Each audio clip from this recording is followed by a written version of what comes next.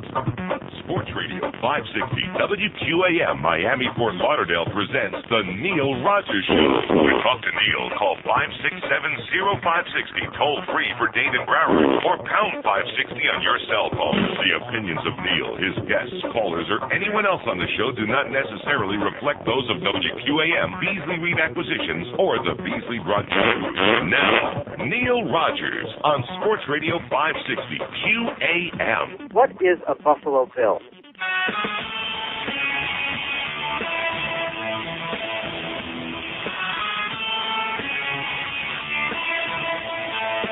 Hey, good evening, boy. God had a bomb and took a hit, and would he act like Cheech and Chong? Yes. And get the munchies and make brownies filled with hash? And would he share it with Jesus and the saints, those pious potheads? And yeah, pot is great. And yeah, pot is good. And yeah, what is God's most cannibal? Smoking pot like one of us. All right. Getting high on the back of the bus. Just him and Moses getting stoned. On a Greyhound bus to Rome. To get some Vatican homegrown. A couple dimebacks to take home. Smoke a big Bob Marley on his throne.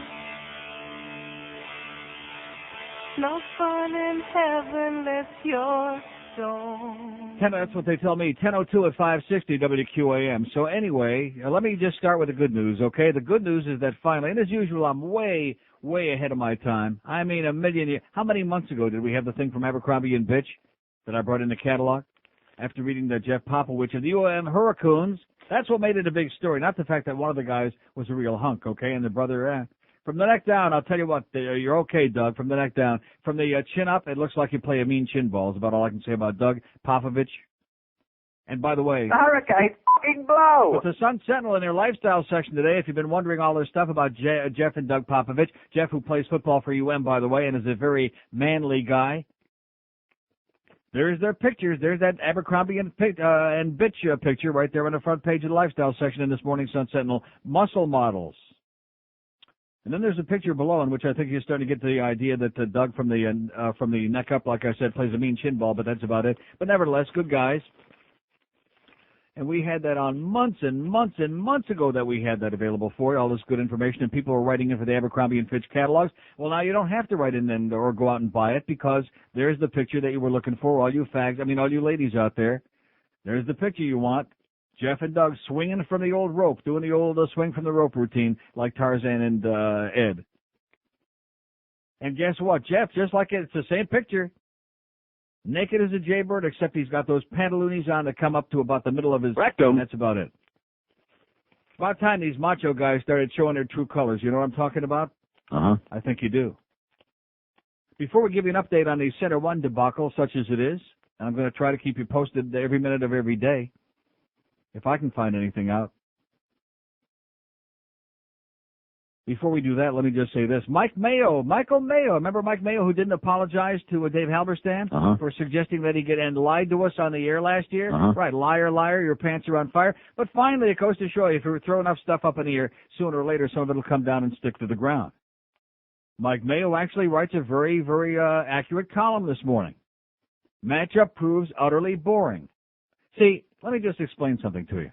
There are sports fans like me. I'm a sports fan, have been all my life. Less now than I used to be because they've watered it down so badly and, with all the expansion and dilution that the excitement level is not nearly what it used to be. I mean, anybody like me who's got the small dish who saw the Patriots-Browns game on Sunday, I mean, that was an embarrassing, humiliating, disgraceful game. I mean, so are most of them. So all this hoopla, all this song of the dance, all this big, See, the sports nerds, they don't know the difference. They can't tell you anything. They have no clue what's really going on. And so they get whipped up in the hype and the hoopla. Oh, we could be special. That's what JJJ says. The extra J, by the way, stands for jailbird. Yeah, I'm going to use 3 J's for Jimmy now. Jailbird Johnson. He never met a jailbird he didn't like. We could be something. Yeah, you're something, all right. Can I sum it up in one word what you are, Jimmy, and your whole organization, your team? Crap. That's the word. Crap. How come nobody who calls in and none of the mavens? See, I'm just a fag, you know. I'm the one that always puts down the sports nerds, and rightfully so, because they don't know what they're talking about. How come all these experts, 20 hours a day on this station, talking crap? Who did they beat? They beat Denver in the first game, who, by the way, haven't won a game all year. They're 0-4. And in the second game, just like I told you, they squeaked by one of the worst teams in the history of professional football, Arizona. I mean, just the Cardinals are so bad, it's embarrassing. Just pathetic. Even with Jake the Snake. They're a joke. And you knew that because they just barely squeaked by with a late field goal in the first weekend of the season to beat the lowly, pathetic minor league Philadelphia Eagles. Anybody knew that. But every year it's the same story in this town with these Dolph fans. We're talking Super Bowl, and they win a couple of games, and right away, all of a sudden they come back to earth. We could be really, really crappy. I think it's just like Denise Potvin said. Let's use that word. We could be really, really sheedy. Is I think the word? Yeah, like Ali Sheedy. How do you spell that? How does she spell her name? S-H-E-E-T. How do you spell that? Something like that. That's what that looks like to me. And then they're all calling in, and then they're all like trying to find excuses. And Cecil the Diesel, yeah, that was good. Less than 3 yards of carry last night. My grandma could carry the ball better than Cecil the Diesel. Okay. Same old stuff. No running game. There's no offense. There's nothing. You try to tell me that a National Football League game is exciting when you watch the teams, you know, desperately, a first down, another first down, maybe another one, and then sputter out, another field goal. I mean, I went to bed before that game was over, and thank God for that. I watched the Mets-Reds game, parts of that. Oh, terminal. Coma-inducing. But you know something? I got to say one thing for the Cincinnati fans. They didn't know for sure until the night before because the game was delayed by rain on Sunday. 7-hour rain delay. And they beat Milwaukee 7-1 the night before to ensure that they were in the playoff for the wild card in the National League with the Mets. So they had to sell out all the tickets yesterday. There was none of this, we only had 5 days. It was a short week like we hear in this town when they can't sell out a Dolphin game. 54,000 plus. Every seat at Riverfront was sold out last night. They had just a matter of hours, from whenever they opened up 7 o'clock yesterday morning, I'm assuming, or whenever they opened up the goddamn gates in Cincinnati. They had just a matter of hours to sell that game out, playoff game, and they did every single seat. How do you like that? Do you think that would have happened here? No. No. In a million years? No. That's why, like I keep telling you, when you listen to the sports crap, it's not sports rap, it's sports crap that goes on this station. You listen to, you watch the event yourself, and you listen to these people, and you wonder, what are they watching? What kind of drugs are they doing? How come they're not sharing it with us? What are they thinking about? This was a game last night? This was excitement? This was the worst swill. And all I could think about while I'm sitting there in the comfort of my living room, channel surfing, watching back the Leaf game. Nice going there, Leaf. Nice going, Cujo. I'm watching some of that. I'm watching the Mets annihilate the Reds. And I'm watching this crap. And I'm thinking to myself, thank God it's not me sitting there like a sucker like I used to on the 50-yard line with the rain pouring down. I'm thinking of Fat Rich is sitting there with a poncho on.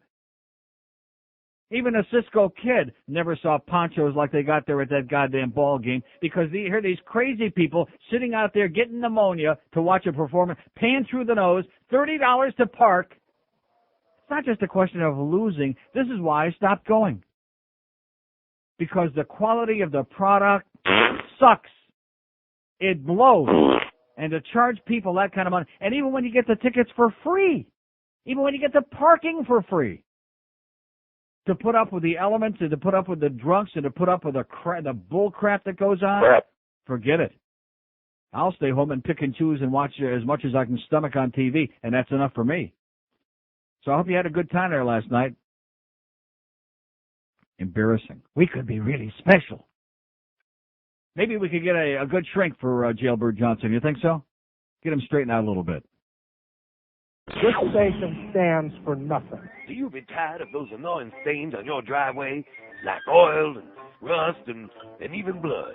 Hi, I'm O.J. Simpson, and all you got to do is give us a call here at the Water Nazi Stain Removal Service.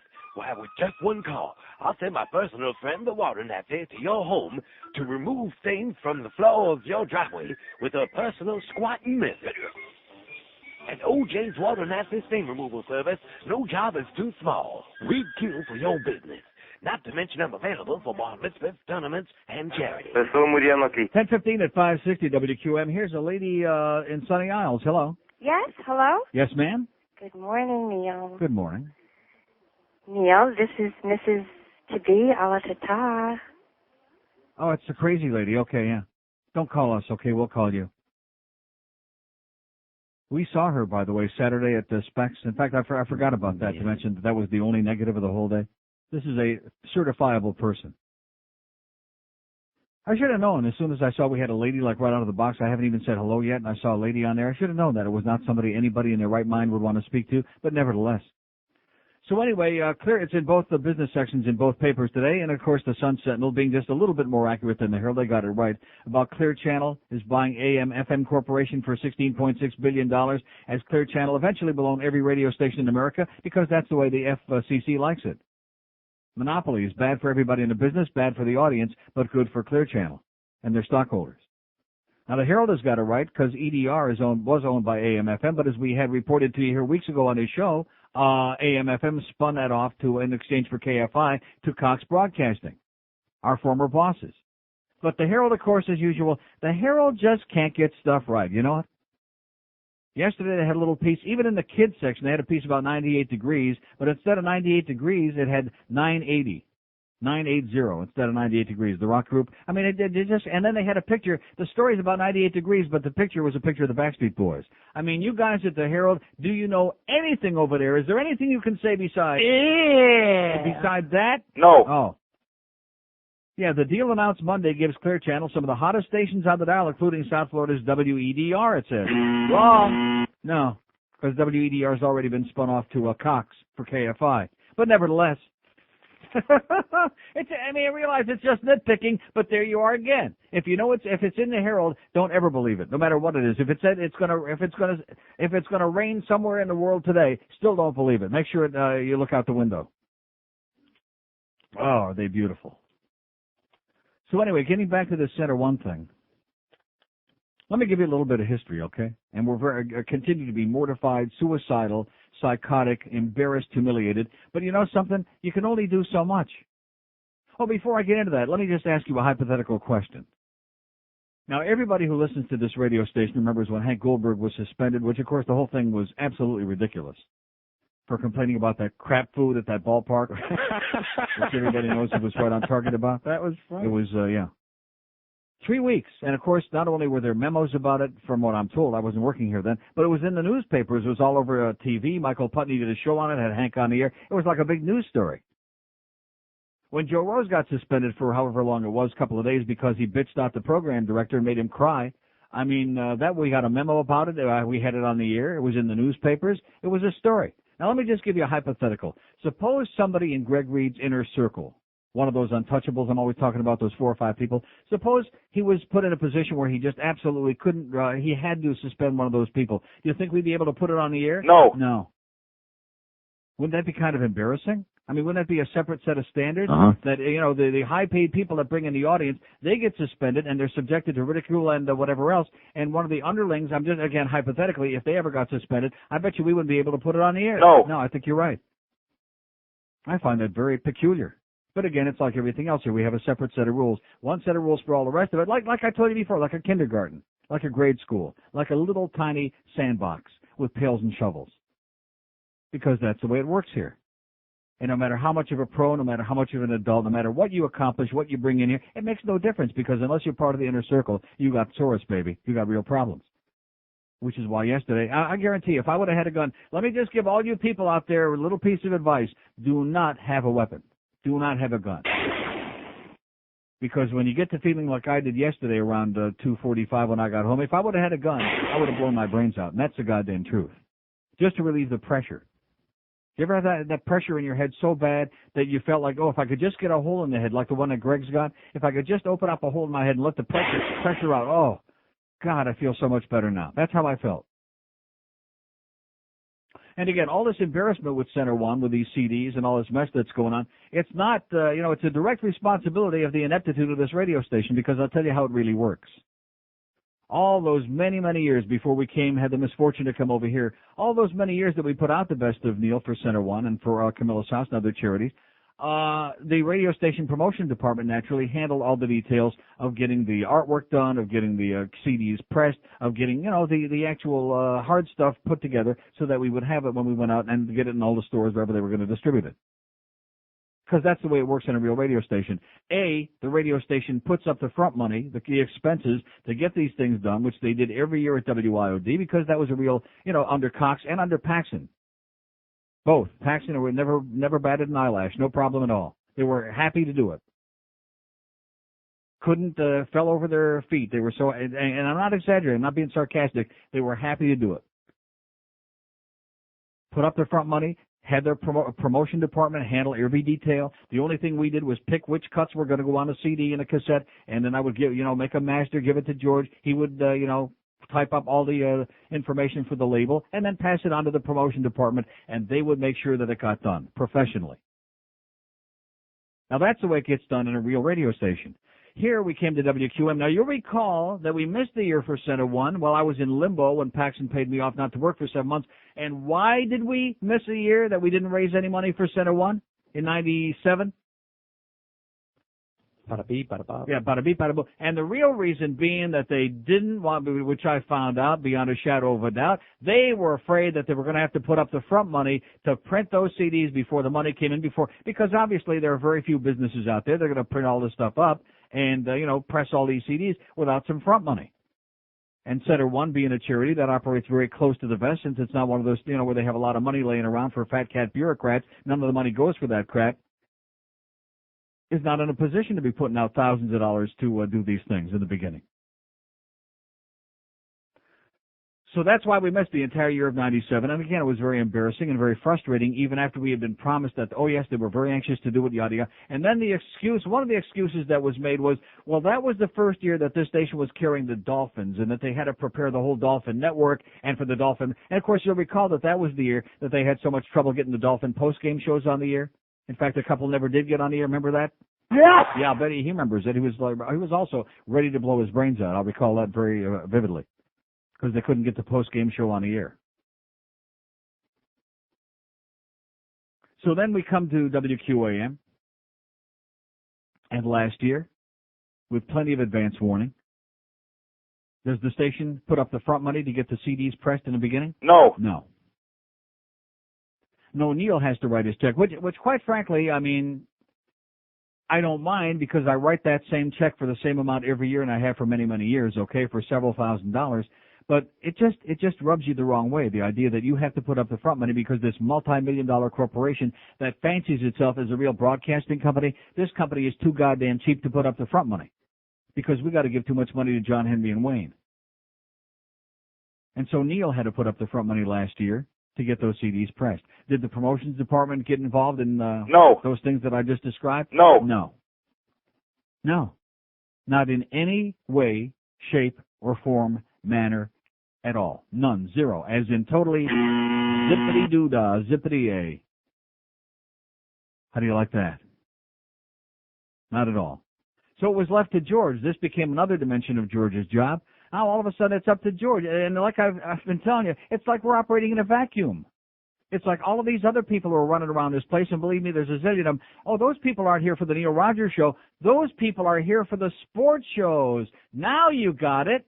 Now you understand. Those people aren't here to give any assistance to that show from 10 to 2. That's a constant irritant to us and a source of pain in the ass, even though it's got those gigantic ratings and bringing in all those millions of dollars in profit, so that we can afford to put on these goddamn ball games all the time. No, these people are here to assist the other shows, not the Neil Rogers show. That fancy studio that they got in there for the morning show and Hank show and for Ed Kaplan, that's not for the Neil Rogers show. That's for those guys. That's a sports thing. That's important. That make-believe phantom studio that Neil has got, well, like their attorney said for this company, hey, if he's got to do a show out of a phone booth, too bad, we're paying him a lot of money. That's the comment. Right. That's the commitment that's been made. So to make a long story short, we had a record-breaking year last year for Center One. We raised over $150,000. Thanks to Borders and thanks to, a lot of you people out there. And thanks to the fact that George did a lot of good work and we got together with some people who, did a good job for us, putting out a quality product. Looked good, they sounded good, everything was great. No problems. Now we come to this year. And we've only known now for a long time. I mean, we do this every year pretty much at the same time. We used to be November, December, January. We moved it to October through December because, after December, after the end of the new year, interest used to kind of tail off after the holidays. So we thought that this way, doing it the last 3 months of the year, we'd be able to raise more money. And last year it turned out that was the case because at the holiday time, it was it's a great gift thing, And it worked just exactly like we thought, like a charm. So once again this year, we come to a situation. Was the station going to put up the front money? No. No. Again, we're talking a few $1,000s. Absolute refusal. They will not put up the front money to print these discs or to do anything for Center One. They like getting their name on the CD. It's right there. Right, there's a little station logo right on the front. They like getting some of the credit, even though they don't lift a finger. Well, I take that back. We did see the golf tournament. I'm sorry about that. I won't tell you which finger they lifted. I think it was on both hands, by the way. I think it was that middle digit on both hands that they lifted in that great celebrity golf tournament. Oh! We want to do something special for you. We want to give you some special assistance. So there you go. Here's this golf tournament. Let's see if you can withstand the embarrassment without committing suicide. And by the way, Duff, the drilling that you told me was going to stop about 25 minutes ago, it's still going on. I just mentioned that in passing. Not looking to start trouble again today because we had enough of that yesterday. But the drilling is going on again now. I was here from 8:45 this morning until this moment. From 8:45 until 5 minutes to 10. Was there any drilling? No. Was there any kind of construction going on that was audible? No. Was there any noise? No. No. And now that we're on the air in the studio doing a radio show, it's like that. Right under my rectum. How do you like that? But that should be our biggest problem. You know what I'm saying?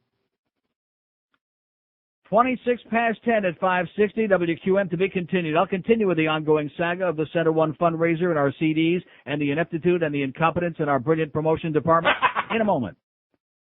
Hi, this is G. Gordon Liddy, and they don't come any worse than Neil Rogers.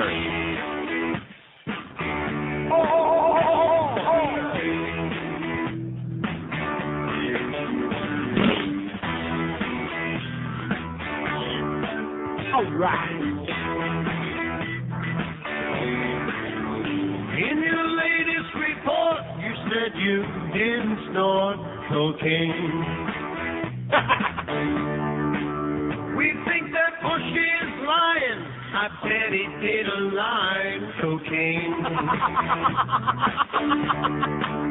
George's kid bet he did a whole lid cocaine.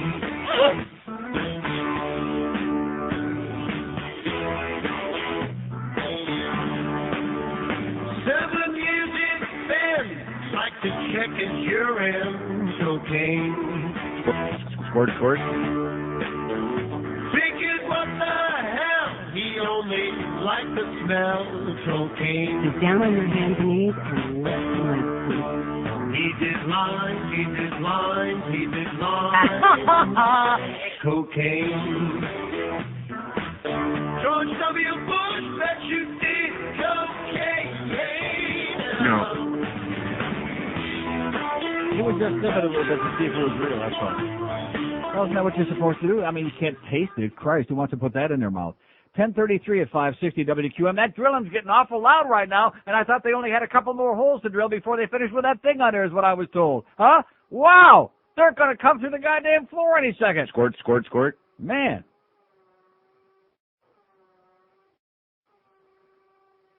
I don't know if that goes on the air or not, but if I could tell you, it's like if somebody had a pneumatic drill about 3 inches inside your rectum, you might enjoy it, actually.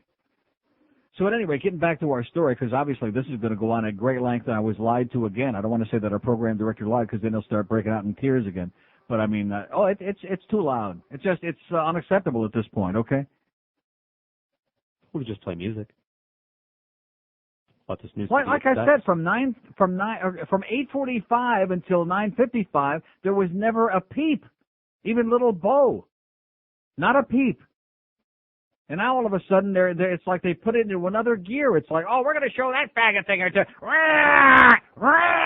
And it just like they got it right under the studio, like right under the goddamn door here. Give it a frickin' rest. They had yesterday from 2. Hank did a show, as I told you, out from the ballpark. So from 2 o'clock till after midnight, they had to do all the hocking and knocking and drilling and all the noise. No problem at all. There wasn't one show out of this building after 2 o'clock yesterday afternoon until Eddie came on or whoever way after the game and the post game and everybody was asleep. No, let's do it in the middle of the day right under the Fat Fag studio, okay, to show him a thing or two because we don't like his goddamn attitude. Crazy people. Stop holding up the construction, will you? Oh, that's right.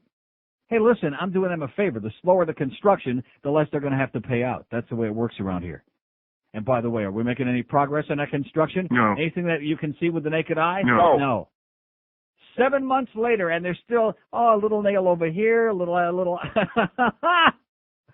You have never seen anything go this slowly because we pay them piecemeal. We pay them by the hour, by the minute, by the second.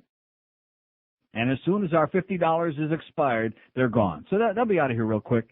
They're probably done for the day after they do the last couple of drills. So getting back to our Center One campaign this year, the WQAM put up the front money. And by the way, now you can tell the story because you did all this. And I don't want to get you in big hot water here, you and your good friend Dara, since you never learned your lesson. And I try to tell you about this. I mean, if anybody should know about the salespeople here, you of all people should know beside me.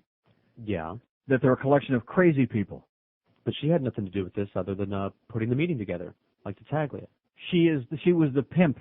She was the pimp. That's right. She's the one that got you involved with these people. That is correct. These people. Right. Right. With a very glitzy promotional tape. Right. Very artsy-fartsy. Right. Very and nice. These people, by the way, facility. we didn't need the front money this year, which even though I did give my check on Saturday at Specs, and I could have given it at any time I can spare, because I'm going to give it anyway. But nevertheless, it was very nice that they didn't demand any all the expenses up front and everything, right. and had a very big conference room with a right. big fancy table, and very excited. Big fans of the show. Big fans of everything that we've done right. before. Can't wait to get involved. And by the way, Luann, mind your own goddamn business, okay? And butt out, you stupid lying bitch.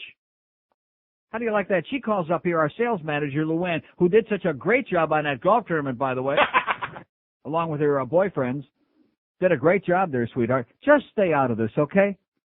Just continue to give us as much involvement in the Center One thing as you have all along. None. Zero. Zippity-doo-dah, zippity-yay. Just open the door and go away. That's our message to Luann. Go away. Calls up George on the intercom this morning about 9:20, and, well, why didn't you do this, and why did you do that? Why didn't you use the people you did last year? Just what we need is her meddling and interfering once again, just because she's part of that inner circle jerk. We don't need your help, okay? Because obviously we're not going to get any at this radio station. We're on our own. We have our own little project here, and we're going to have to try to resurrect it the best we can. And we're working on it very expeditiously.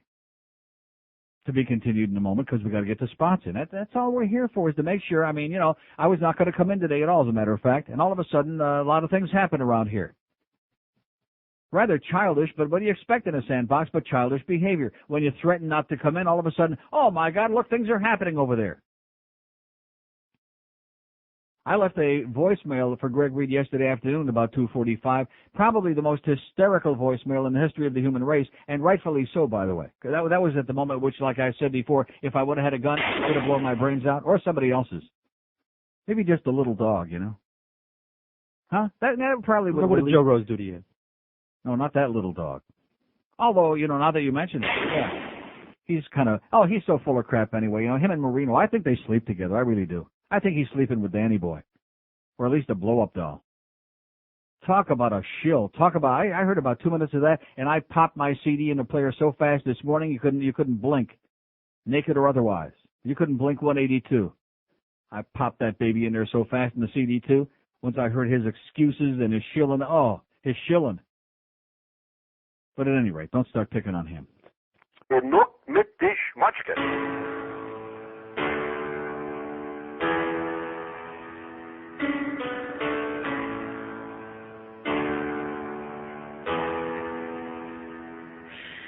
I wouldn't vote for you. No. No matter what you do. No. I don't care how hard you try. All you guys do is cheat and lie.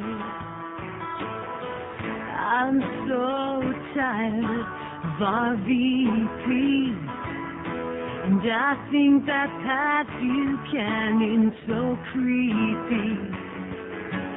Bradley is the next jock, and Ford is just a joke, and George W. Bush sent the 80s snorting coke. I wouldn't vote for you. Yeah. No matter what you do. No. I don't care how hard you try. All you guys do is cheat and lie. 10:43 at 560 WQAM. Before I get back to our Center One, and by the way, just hang on if you already bought your CD and or cassette or whatever. Just hang on to them tightly, use them as coasters or whatever you want for a while. And then as soon as we get the new ones, the replacements, which should be, we'll get to that. We'll swap them for you. Okay? Is that okay? Is it okay? Okay. Thank you. I just mentioned in passing before I get back to that, to show you what a bunch of assholes we have in our local newspapers. Although it's not in the same paper, but nevertheless, it's in the same county. In one paper, I guess this is the Sun Sentinel, on page 3B today, baseball stadium idea has support. This is in Fort Lauderdale. They pulled a bunch of so-called leaders, not just your ordinary peons and taxpayers, but a bunch of leaders. And like a majority, like it was like 36 to 26 said, oh yeah, that's a good idea. And then 26 of them said, I must be crazy. I must be nuts. Something like that. And also in a Herald about Broward, though, this morning it says, schools bursting at the seams again. Officials seriously underestimate the surge of students. How do you like that? Classes look big. I don't know the exact number, but they're big, said Ellen Corman, who has children in both Western and Weston's overcrowded Tequesta Trace Middle School. The kids just aren't clicking this year, she said, of Western, maybe because there are 3 different campuses in 3 different cities. The burgeoning, overflowing school population with kids. Pretty soon they'll be having kids go to school in dumpsters. That'll be next. But let's come up with some creative ways. We'll take some car rental money. We'll take some money over here to pacify. I'm going to tell you, any of you politicians in Fort Lauderdale, including you asshole Tim Smith, the city commissioner, you know, that's what you ought to be on the phone. All you people in Fort Lauderdale right now, for days to come, ought to be on the phone. We can get his office number, okay? Somebody will call us and get us the office number for Fort Lauderdale City Commissioner Tim Smith. He's an asshole. He's the one that's pushing this goddamn thing. He's the main supporter for sticking a stadium in there, which there is absolutely no place, no way, no how that downtown Fort Lauderdale can accommodate a stadium, number one. And number two, the idea that tax money is going to go for it when we have all these kids, the schools are bursting at the seams. That's exactly what, there's the headline, schools bursting at the seams again in Broward. And here's a local asshole politician who wants to come up with some tax money. So can we build some schools with it? No, so we can build a stadium for a goddamn multi-billionaire. I must be crazy. I must be nuts. Shame on you, you crazy person, you Tim Smith. And it's not a question of whose pocket is it coming out of. It's a question of here's tax dollars that are being raised in the local community, and you're going to put them for a goddamn stadium? You maniac, you crazy person, you.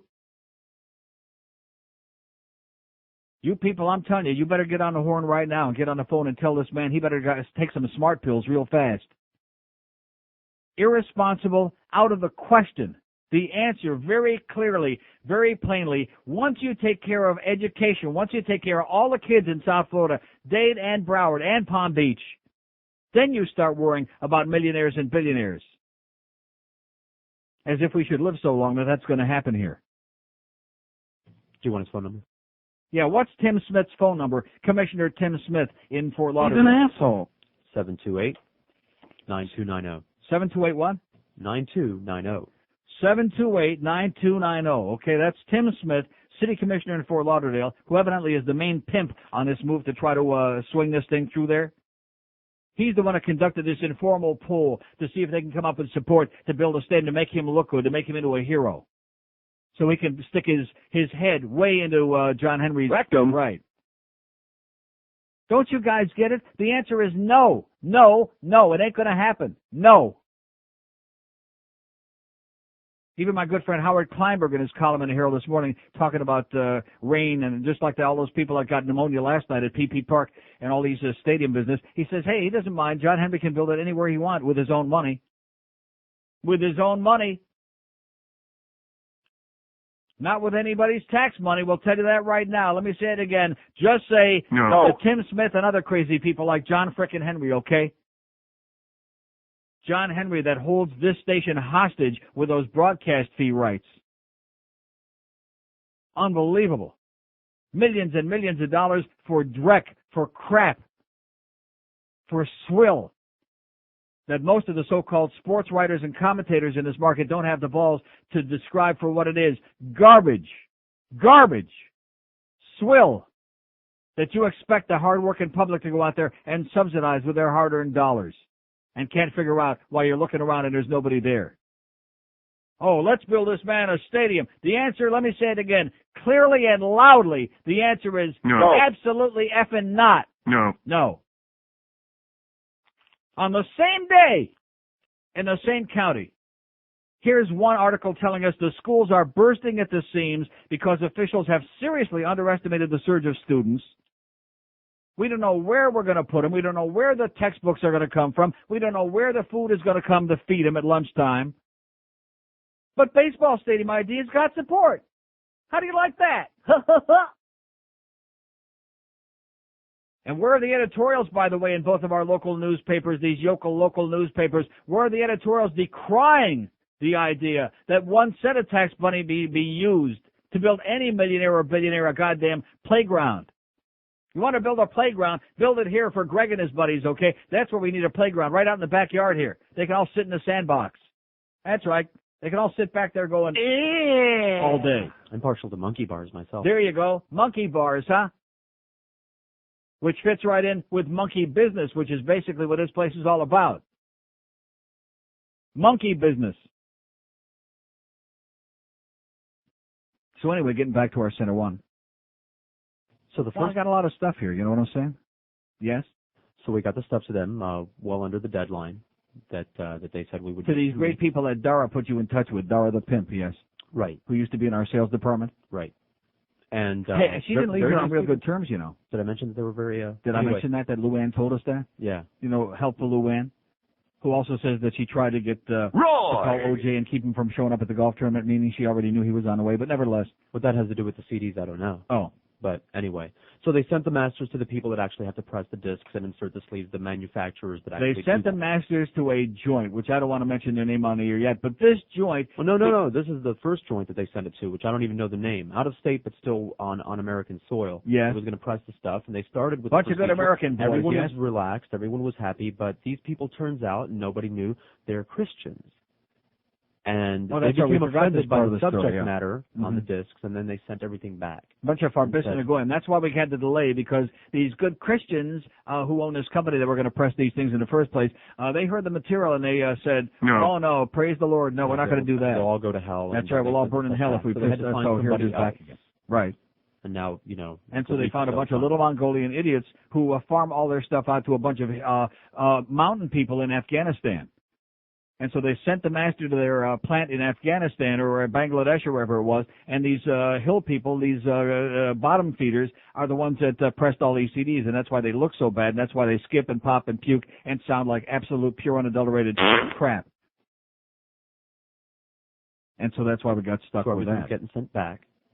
And they're going to fix the problem. And as soon as they know when we will get the new and improved and perfect product, Yes. we'll know. But see, that's Well, great. I because they appreciate might that. have to No, I negotiate appreciate with other the fact that people they're doing because, that, you know. and now they'll have to go to some other company that can press Possibly. CDs, right? But the fact is that we would like, I would like a ballpark. Like, is it going to be sometime in my lifetime? Will it be sometime before next Sukkot? Since this Sukkot is already over with, I believe. Will it be sometime before next Sukkot? Will it be sometime before the new millennium? These questions are crossing my mind.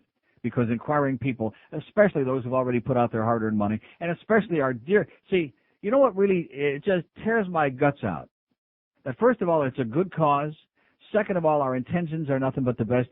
Thirdly, we not only had a tremendous number of people show up on Saturday, but the people at Specs are not good, they're great. They're sensational. I mean, they didn't just bend over backward. They jumped through hoops. They jumped through hoops of burning flames. That's how difficult it was. I mean, they went through every effort they possibly could to make us feel at home, to put the display right out there in front to do a great job. They're gung-ho more than anybody has ever been in all the years that I've been involved in doing this. They are really out to try to do a great job for us.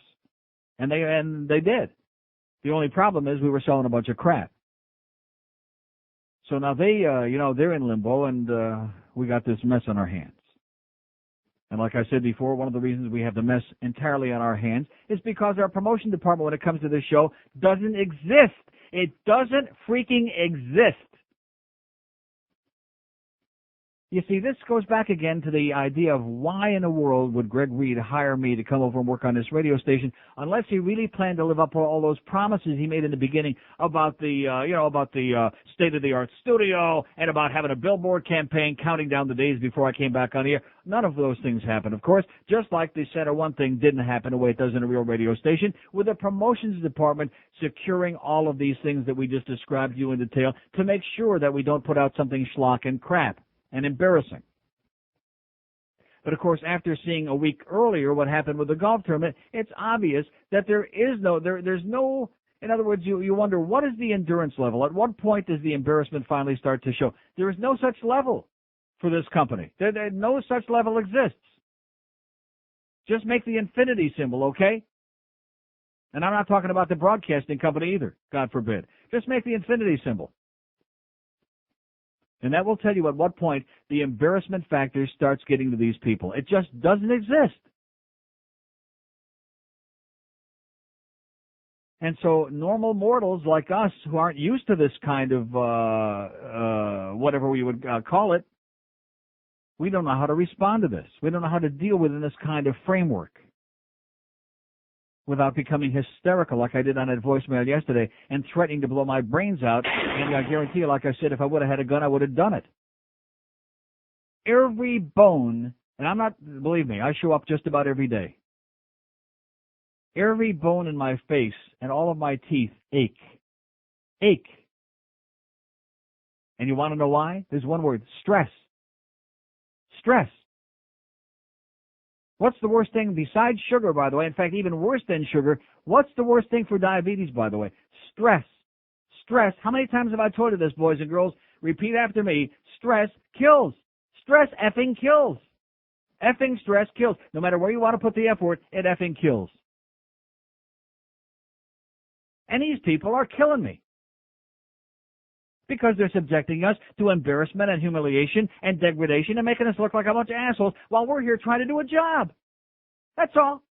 We're trying to do a job. We're trying to give a station a little publicity. We're trying to raise money for a good charitable cause. We're trying to put our best foot forward out there. We're drawing in all these people that showed up there on Saturday at Specs, putting on a great thing. And thanks to Chris and Miguel, by the way, thanks to them. See, there actually are some people in our promotion department who do some work. If there was somebody in there in charge of it who, would cooperate and do all of these things that I just described. So all I can do again is say I'm profusely sorry, I'm embarrassed, I'm humiliated, I'm degraded. We've never put out a crap product before. And anybody who bought the CDs or cassettes, believe me, as soon as we have the new ones, you'll be able to bring them in and replace them or mail them in and replace them. I mean, if you came from a long distance away, we don't expect you to schlep all the way back. And we haven't heard from anyone who has the cassettes. No, that's a totally different. If anybody bought a cassette, by the way, we'd sure like to find out if those are also defective. And I have no reason to assume that they're not, because they're from the same master. So I'm assuming they're also going to have. I mean, there won't be skipping. They burn a different master for the cassette. Oh, they do? The DAT the DAT master is not flawed. Yeah. It's whatever master they made from that. They're making. Oh, so to make a long story short, without getting too technical, if you bought the Best of Neil cassette and you've listened to it, we'd like to find out if those also sound like like that, with a lot of compression and noisy and crappy and need to be replaced. Because quite frankly, I know this is also embarrassing. Do I have a cassette? No. No. And if I wouldn't have said to Bluff on Saturday at Specs, by the way, go over there and give me one of the CDs, and if I wouldn't have listened to it myself, see, this is another thing I'm thinking, what if I wouldn't have listened to that in the car coming to work yesterday morning? What if I wouldn't have listened to that CD in the car coming to work yesterday morning? How many more of these flawed CDs, how many more days and weeks, even though some people might have complained, we'd have thought, well, it's a glitch, it's a defective one. Can you just begin to imagine? No. No. Someone that bought a cassette just called to say it's fine. Oh, hallelujah. God bless you. Whoever you are, the cassettes are great. I think I'm going to turn to religion. You know what I'm saying? No.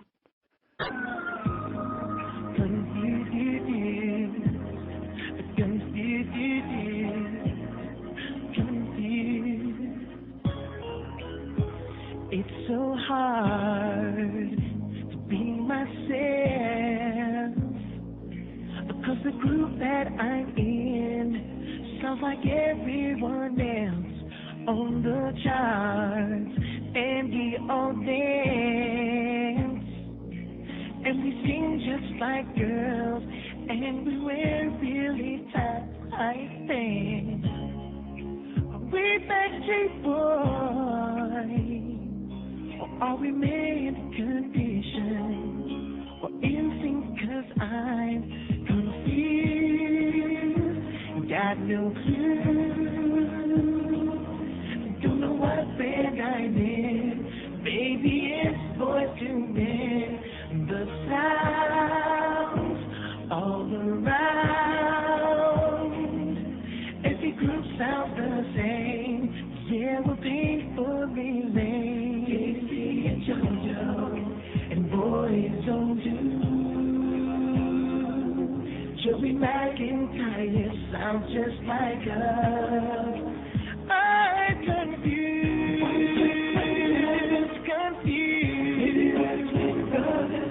All I'm asking, can someone please explain? 'Cause I'm confused.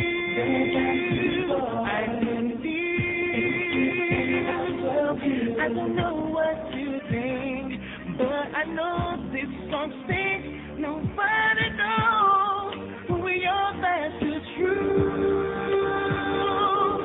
All we're asking, can you tell us our name? 'Cause we're confused. Hey, I'm so confused. I'm confused. We're confused.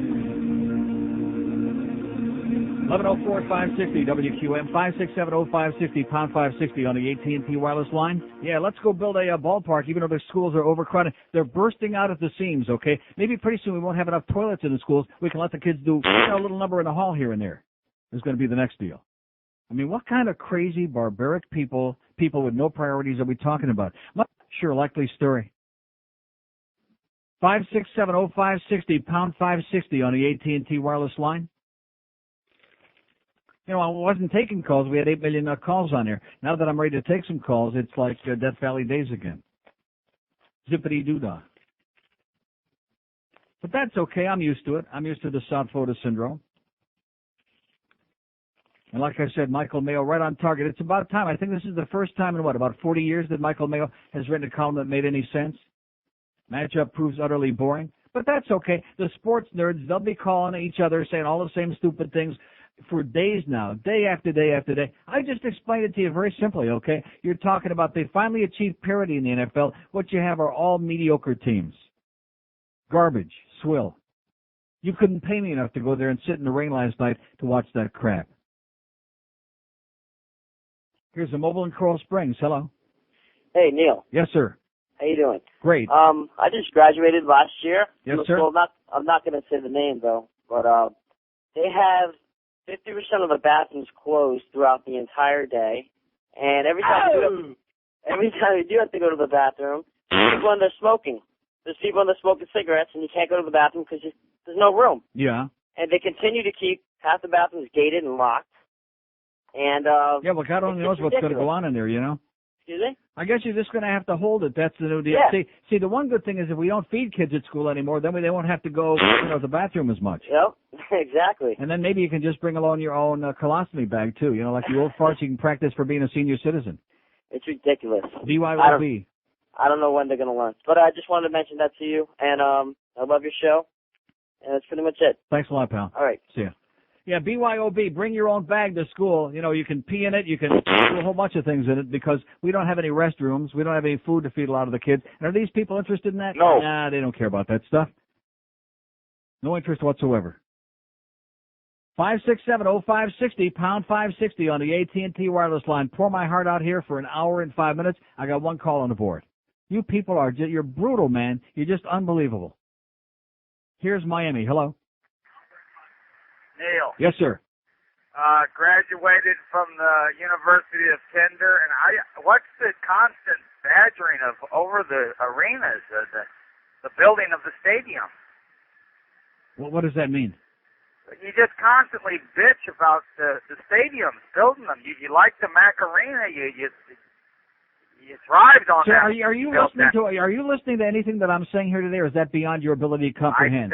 I you have a brain that you can. I don't think you understand. You graduated from the University of Bozo, is what you graduated from. Yes, sir. Yeah, blow it out your ass. Imbecile, moron. He don't give a crap, and he wants everybody to be just as stupid as he is. That's what it's all about. 567-0560, pound 560 on the AT&T line. Here's a mobile in Pompano Beach. Hello. Hello, Neil. Yes, sir. Boy, you hit the nail right on the head. The NFL really blows. It sure does. Oh, that game last night was just terminal. Games are like that. What is it? All the games are like that. Right. It's terminal. Well, that's what happens when why don't we have 500 teams, you know? Why don't we have 600 or 700 teams? Then they can all be like Sandlot teams. It's just all sports. You can't enjoy watching anymore because the play is so bad and the hype is ridiculous. Yeah, all the big build-up for that crap last night. And these people don't want to admit, especially the ones who went out there and got pneumonia and sat in the rain for I don't know how long. They don't want to admit that they got hosed last night. I guess, it's kind of embarrassing to pay that kind of money and then pay $30 to park and go and be treated to an exhibition like that. Hey, I'm glad to see the Dolphins are going to be something special. There's something special, all right. Thanks, Neil. My dog left something special in my backyard this morning. All right. I'll be bringing it for Jimmy. All right is right. All right. Yeah. It was real special. You could kind of smell it, that there was something special back there. It didn't stink as bad as the ball game last night, but nevertheless, it stunk pretty special. 567-0560, pound 560 on the AT&T wireless line. We could be, the melodrama. 20 years for overacting, Jimmy. Maybe a little time on the inside. You can get to know some of your teammates a little bit better, some of your players. Oh, my God. In fact, they said, hey, Demetrius, they played so bad last night. Would you like to come next week? He said, I might take a stab at it. Yeah, well, Demetrius, he might give it a shot. Yank it, baby. There's something wrong with our TV. Our program director is upset. I asked him what was so upsetting, but he ran outside the studio instead. And then he cried.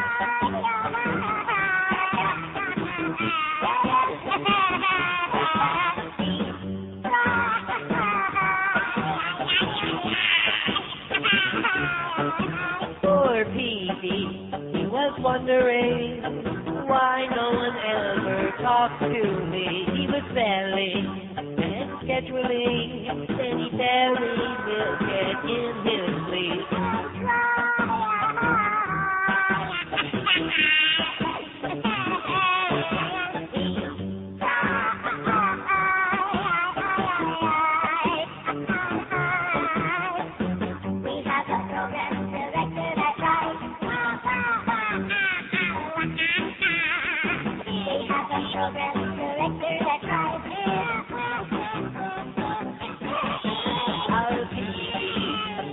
Asking why won't anyone listened to me, and when we started laughing, he ran out of the studio hysterically.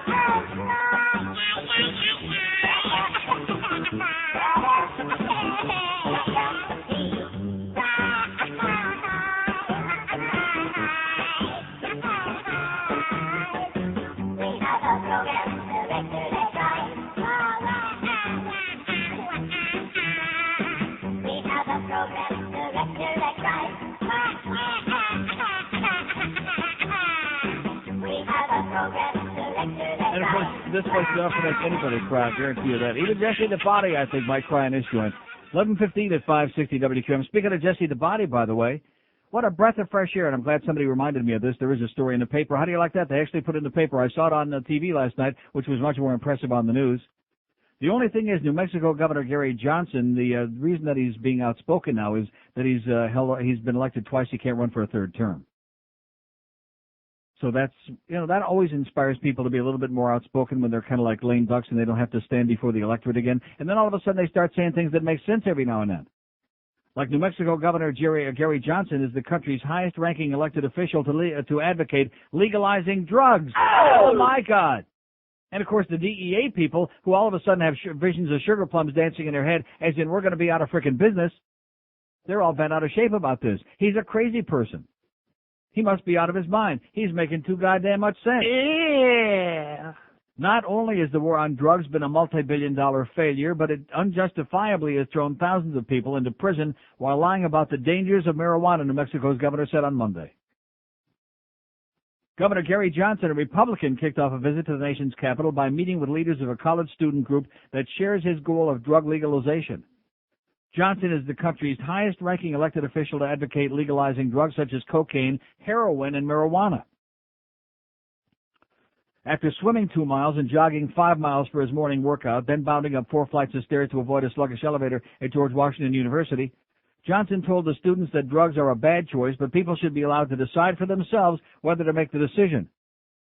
I hate to say it, but the majority of people who use drugs use them responsibly, Johnson told members of Students for a Sensible Drug Policy. They choose when to do it. They do them at home. It's not a financial burden. White House Drug Policy Director Barry McCaffrey and other officials excoriated Johnson last week after he became the first American governor to support drug legalization. They excoriated him. His pro-drug message runs into the face of all the hard work of millions of parents, teachers, health professionals, community leaders, coaches, and clergy who are working so hard to stem drug use, McCaffrey said Friday. Johnson found a friendlier audience in the students on Monday. Students are in a drug-free high school. To me, that's a failed policy. Anybody out there go to a drug-free high school? No. Yeah, what a joke that is, huh? How about a drug-free workplace? No. I got news for you. This place, they should provide you with the drugs. Because when you work here, you need them. There should be a sign on the door. Free drugs, you'll need them. We aren't a bunch of dope-smoking hippies, said David Epstein, member of the group from American University. As the student sipped bottled water, Johnson told them of his drug use as a young man and his decision years ago not to forego not only drugs but alcohol and even Coca-Cola in favor of training for triathlons. I was somebody who smoked marijuana in college. I didn't experiment with marijuana. I smoked it, he said. He inhaled. How do you like that? He actually inhaled. I made a bad choice, but even then it wasn't a choice I felt should have landed me in jail. Johnson said he supports legalization of drugs, but under strict control of sales and use and with significant taxation. Under a legalization scheme, Johnson said, drugs such as marijuana, heroin, and cocaine should not be available to anyone under 21. Public drug use should be banned. Penalties should be increased for crimes such as driving under the influence. There are going to be new problems under legalization, he said, but I submit to you they're going to be about half what they are today under the prohibition model. Now here comes the best part. Current drug policy focuses too heavily on imprisoning people while allowing illegal drug cartels to rake in billions, he said. Current anti-drug education efforts, such as the government's "This is your brain on drugs" television commercials, amount to lies, he said. You mean to say if you smoke a pin joint, your brain isn't going to turn to fried eggs? Is that what he's trying to say? Uh-huh. You're brought up learning that drugs make you crazy, he said. Then you do marijuana for the first time, and it's not so bad. It's kind of cool. That's when kids find out it's been a big freaking lie. You know what we're talking about? Yeah, man. Darren White, who oversees New Mexico State Police as head of the Department of Public Safety, told the students that he's unwilling to support drug legalization, but agrees with Johnson that current anti-drug efforts are misguided. We aren't winning the drug war, I can tell you, because I'm fighting on the front lines every day, White said. I call it a skirmish because that's the kind of resources I'm getting to fight it. As a nation, we're not willing to give up the civil liberties necessary to win the drug war. Give up the civil liberties necessary. How do you like that? In other words, a total police state. Total absolute fascism. Where they come barging into your house 3 a.m, scouring through the entire house and every ashtray, et cetera, and so on, and even looking in your rectum. Make sure you're not hiding any in there. So let's hear it from New Mexico Governor Gary Johnson. Oh! And, of course, for our good buddy, our hero, Jesse DeBody. In less than 1 week, we've, had the organized religion exposed for what it is, a sham and a crutch for weak-minded people. And we've had the governor of a state, even though it's kind of an obscure state and he's kind of a lame duck, nevertheless have the balls to say drugs ought to be legalized. This is a sham. We're sticking a whole bunch of people in jail. That's all we're doing. Here's Coral Springs. Hello. How are you doing today, Neil? Okay, sir. Good. Hey, listen, I went to the Saturday game with Panthers and Washington Capitals. Let me tell you something. I was almost falling out of my seat when they booed Niedermeyer. That was the most funniest thing I've seen. And Terry Murray. Yeah. I think even some of the players were booing him. But any word on the Madonna, if he's doing any better? He's alive. Yeah. Does it look like he's going to be out for the rest of the season? Or you would think. I don't know. I haven't heard any more about it, but it sure didn't look good. Yeah. That shit's got to stop, Yeah. But listen, can you play my anus for me? 567-0560, pound 560 on the AT&T wireless line. Got one call on the board here this morning. Speaking of hockey, by the way, how about those Leafs? Cross knocking it in for Thomas. Hoagland in front of the net, and a good save. The very first one in the National Hockey League by John Graham right there. Some of the butterflies that young man certainly had to have in the pit of his stomach have probably gone with that big toe save on the first shot he's experienced in the NHL. Here is Sundin weaving and lighting and shooting, and Graham makes to take the rebound. Henderson, they score! Matt Sundin on the rebound, and Graham couldn't be faulted on that, but the Leafs captain is on fire. Bears it back to the blue line, just does give it to Karpatsev, coming on, scores!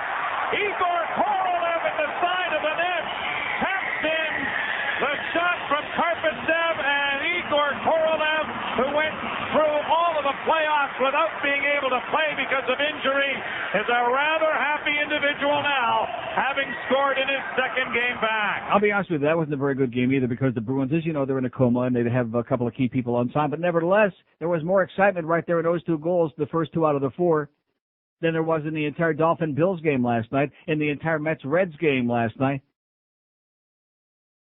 Oh, but we don't understand. Don't you want to build a lot more stadiums? Got to have a lot more ball games. 567-0560, pound 560 on the AT&T line. Here's a mobile in Delray Beach. Hello. Hello, Neil. Yes, sir. I tell you, that game last night was boring, and Ed Kaplan is the biggest suck-up I've ever heard for the team. What did he say? How could anybody make an excuse for that effort? Oh, my God. Last night I called him up and I said, Buckley made a few mistakes when I got, oh, no, Buckley's great. He never makes mistakes. I mean, he blew that He don't whole make drive. mistakes, yeah. Just like Jimmy don't make no mistakes. And I tell you, the Jesse the Body statement is the most beautiful thing I've heard in so long. For someone to stand up and say that, in the press, it just makes you have hope, Mm-hmm. I just can't believe it. But the Dolphin game sucked. Yeah, well, evidently, just you and me, the rest of these people, the cats got their tongue, And even one of the columns, I forget who wrote this, I think it was Dan LeBastard. Oh, they're still Super Bowl. They're still going to win the Super Bowl. I mean, these people here, you can't tell them anything because they're morons. They know, you put it right in front of their face and they can't identify it. I mean, I love the You Dolphins. could put 20 pounds of elephant droppings in front of their face and then tell them it was sirloin steak, and they say, oh, yeah, that looks pretty good. Yeah, I agree. I love the Dolphins, but I tell you what, man, that offense blows. Yeah.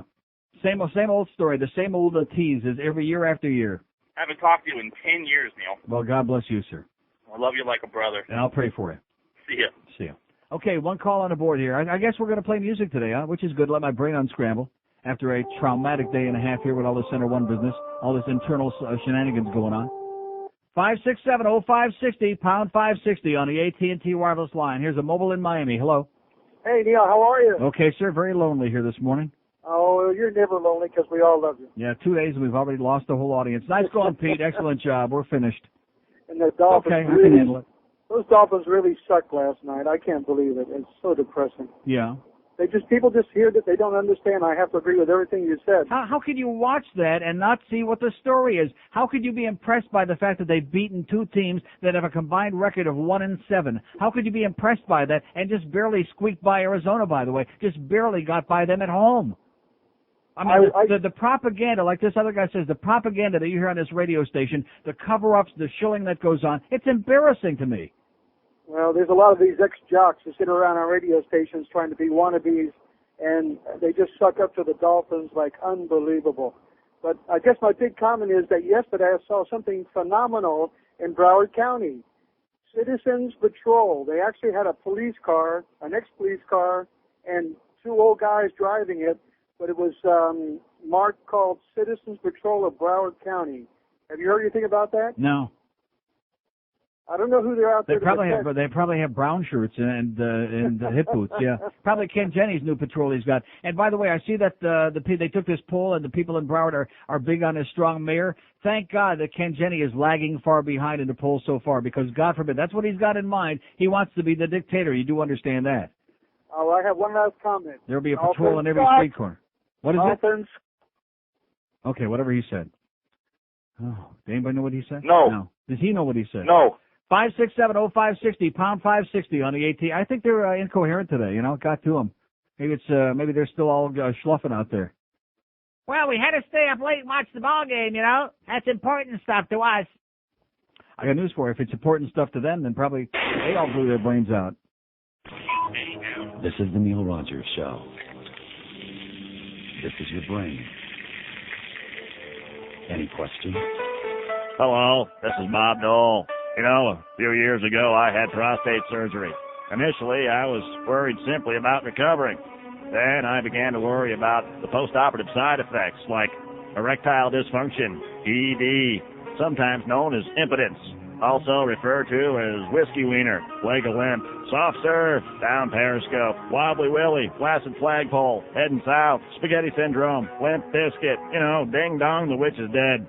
But there is help. You need to see a doctor. With a little courage and proper treatment, he can help you achieve an erection, sometimes known as a boner, often referred to as a stiffy, hard time, pocket rocket, granite gumdrop, concrete crawler, roll of quarters, a chubby, pitching a tent, or being harder than Chinese algebra. And when you do get help, there's no reason to be ashamed, because there's now hope for men and their partners. Hope that they'll soon be able to have intercourse, sometimes known as sex, often referred to as the Humpty Dance, bumping uglies, hiding the salami, splitting the uprights, the tube steak boogie, getting some on you, mashing nads, you know, taking a trip to the mound. So remember, it's a little embarrassing to talk about, but with a little courage and a few creative euphemisms, you too can leave behind the soft rock, get yourself some hard salami, and ride the baloney pony into a bright new future. I'm Bob Dole. Thank you. It's 11:32 at 560 QAM. Here's the fact that says, kudos to Al Michaels, who last night on the ABC Monday Night Football said, Pro Player Stadium used to be known as Joe Robbie, but he built it. But like everything else, the name was sold for big dollars. In addition to football, they also play amateur baseball here as well. Nice going, Al. 567. Oh, by the way, I bet you Hank's going to be having a long push today. It looks like the Triple Crown is going from ABC to NBC. NBC got the rights. What's that all about? Oh, God, I sure hope we're not going to have that Dick Enberg. Oh, man. I mean, there's some people you used to like, you know, about 100 years ago, like Dick Enberg. Here's a call from Woodbury, New Jersey. Hello. You. Yes, sir. How you doing? Okay. I just listened to you guys on the computer here about last night's game. Right. What's up with them guys? I mean, I've been a Dow fan for 30 years. They suck. They look like the Eagles over here. Uh-huh. I mean, you know, no offense. Same like you. I was just listening the past couple minutes. It's the same as the last year and the year before. Oh, every year no it's the same thing. They keep telling us they're going to have a running game. They're going to have a running game. And this year it was this ex-con, you know, he's going to be the biggest Cecil the Diesel and all this bullcrap. He averaged less than 3 yards a carry last night. Yeah, I was watching. I watched the whole game. The one hit on was Conrad, I think, is 44. I can't remember his name. Right.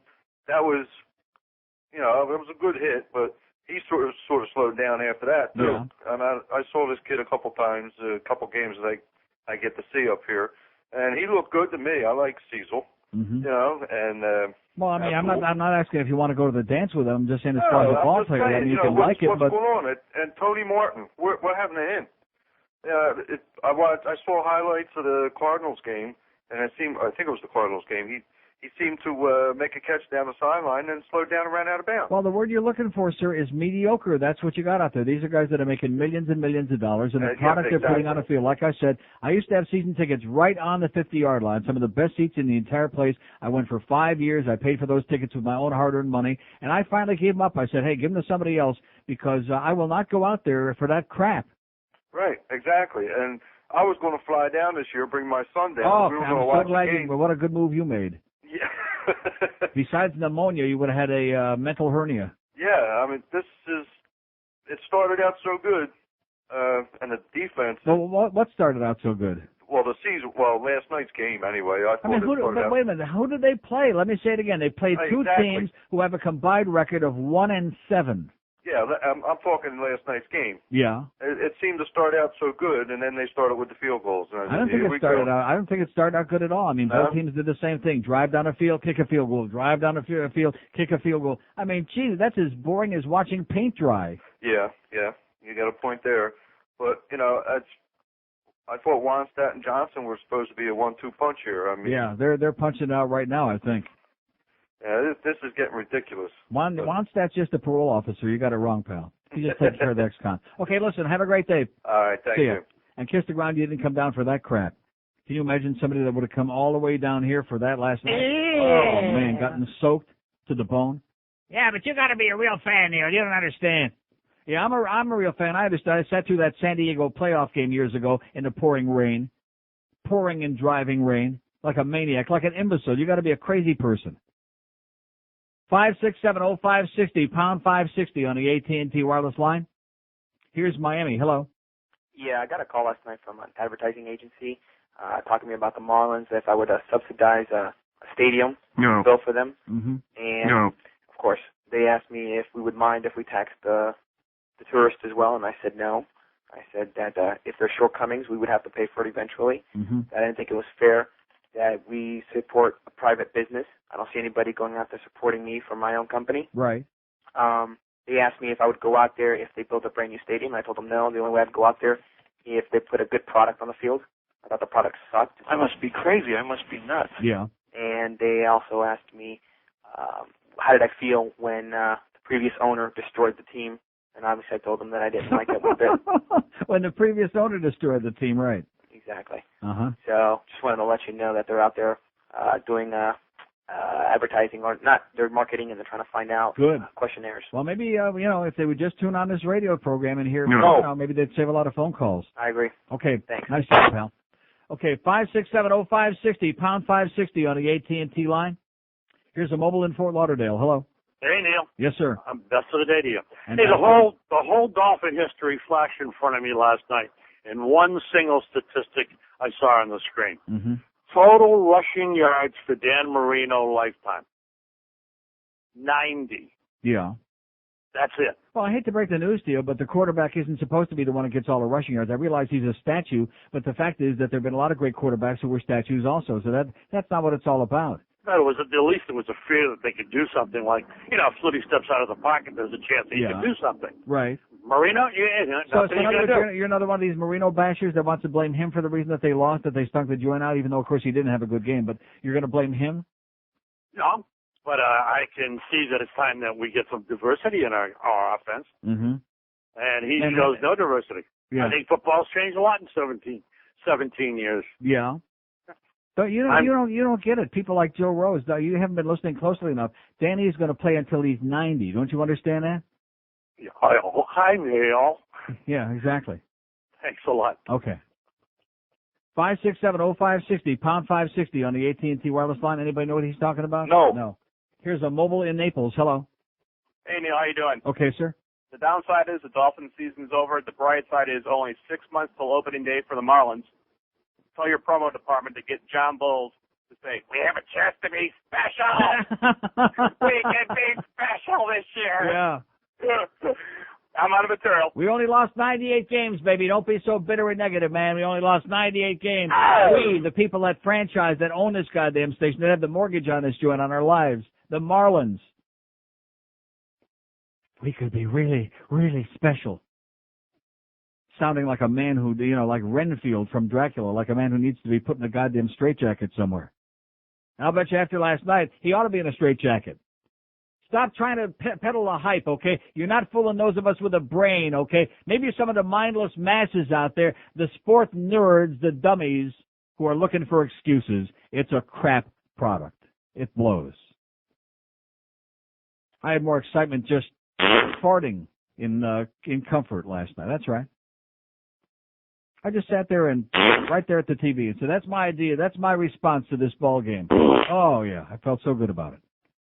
It was delicious. I have my nose up Neil's ass. Were you fudge packing? I'll be Roy Simpson. I'll be Roy Foster. Roy!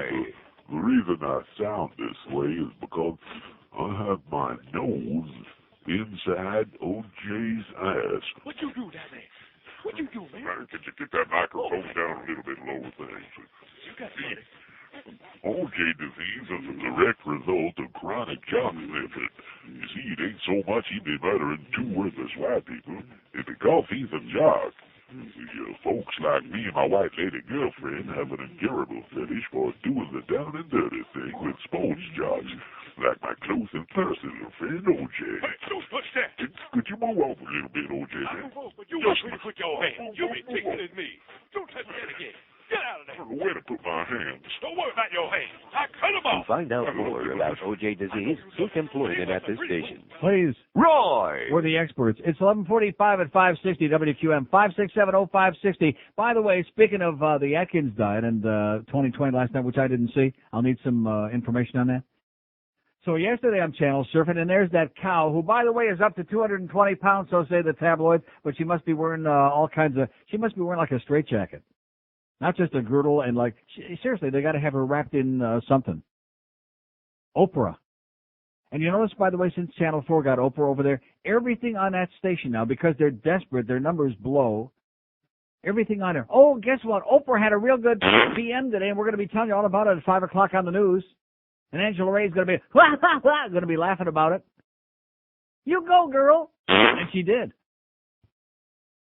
But, I mean, they're just obsessed with Oprah. Everything they talk about shameless shilling and crap, desperation.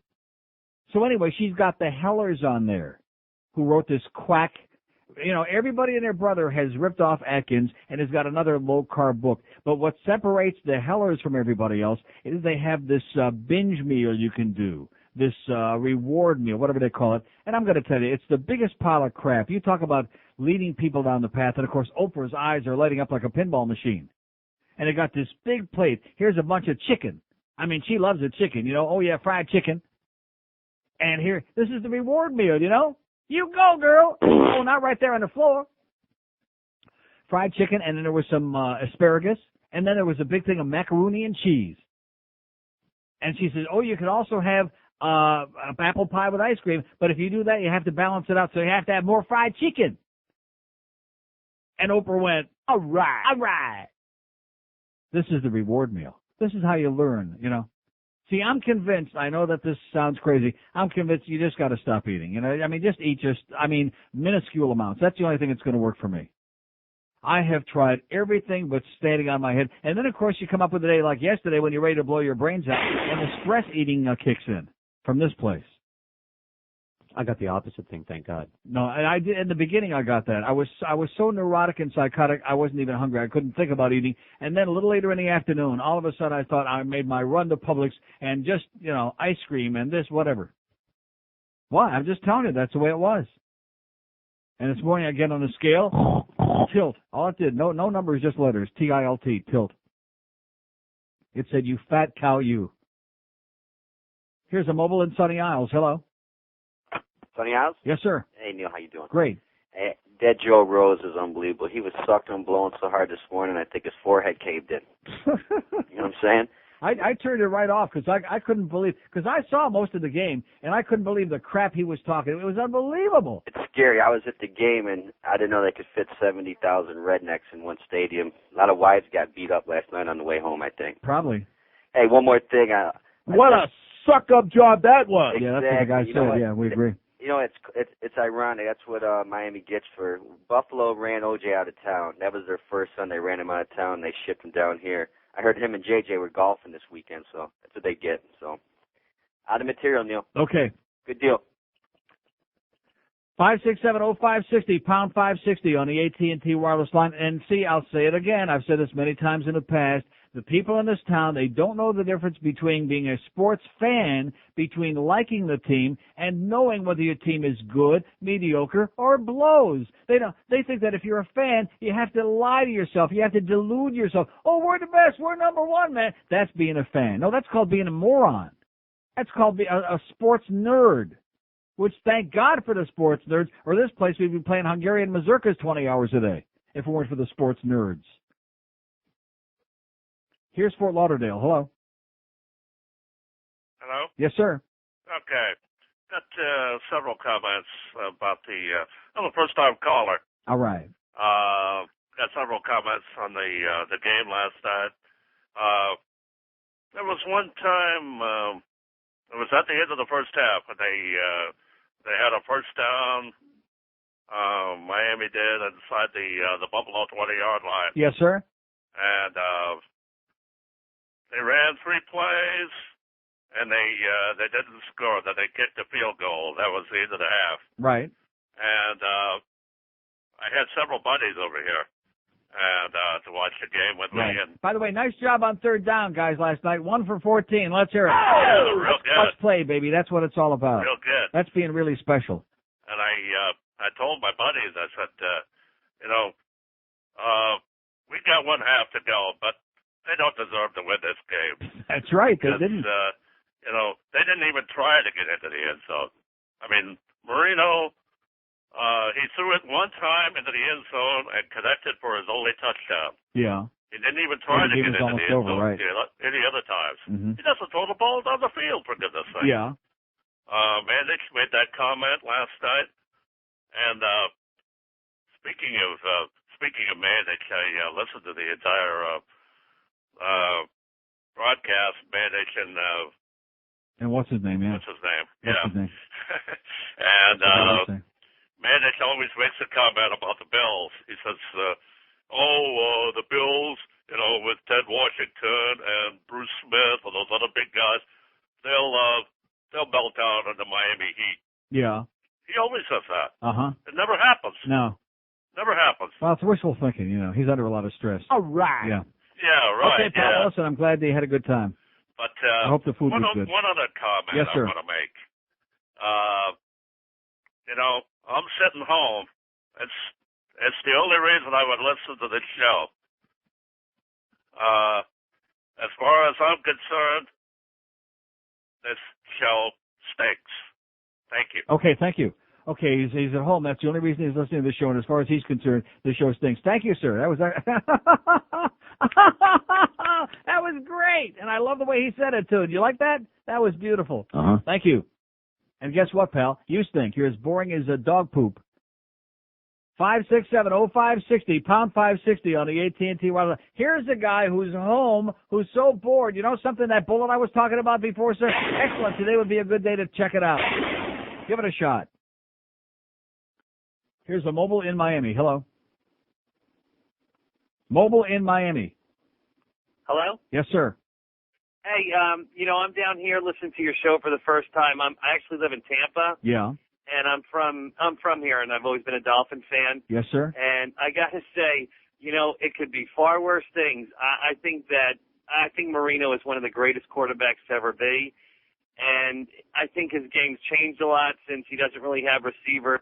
He just has drug dealers out there, mm-hmm. and they bring him in from we Atlanta. got the best jailbirds that money can buy, baby. I'll tell you that right now. Well, that's the interesting thing.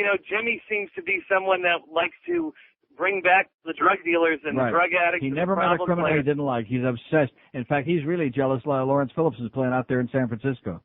You know, and it's really, I can't believe these people that just get down on them. Look at all the quarterbacks out there. There's not a lot of great quarterbacks. You got to understand, please. You got to understand. This town, no matter what you do for them, it makes no difference. There is no question. No, seriously, you know, I don't do a sports show, but there's no question Dan Marino is one of the greatest quarterbacks who ever played the game. And in this town, year after year after year, it's the same argument. I mean, granted, he can't play forever, and yes, he had a bad game last night, but the fact is, they didn't lose the game last night because Dan Marino had a bad game. That's not why they lost the game. Hey, any day Miami wants, we'll trade Dilfer and 17 players for Dan. No. They can have No Dilfer all they want. No deal. throw in Bob Lassiter, and we still won't take it. Okay, listen, have a great day, pal. Take it easy. And good luck to you. You guys will need it. Yeah. They suck. 5670560. I mean, this old stuff, you know, Danny boy, you suck, Danny, no matter what it is here, because nobody in this town really, appreciates anybody's performance. Now, granted, if it would be, now what is that? The student that met with that governor guy. Oh, I thought for just a second, I thought it was one of the Hellers that I was just talking about. I was just talking about the Hellers that were on Oprah. Here's the drug guy. This is Sean Heller. Hello. Hi, Neil. How are you? Pretty good. How are you? I'm doing well. So I met with Governor Johnson yesterday, and yes. Did he have any good stuff on him? he had a lot of good stuff on him. All right. Governor Johnson's right on, and that's what we're trying to do up here in D.C. I'm from Miami. Yeah, man. And my dad heard you talking about the governor, so he gave me a call. Right. And, I've basically been working in this stuff now for a couple years now because, I realized that this is a nonpartisan issue that everybody's afraid to talk about openly and truthfully. Right, because America's been brainwashed, and of course when you've been to Amsterdam 10,000 times like I have, and you realize that in the Netherlands they deal with this intelligently and openly and honestly, and they don't have a real serious problem. They don't have like a gigantic a portion of their population in jail because of drugs. Then you realize how the real world operates. Yeah, we have the largest prison population in the world, right, in the U.S. Right.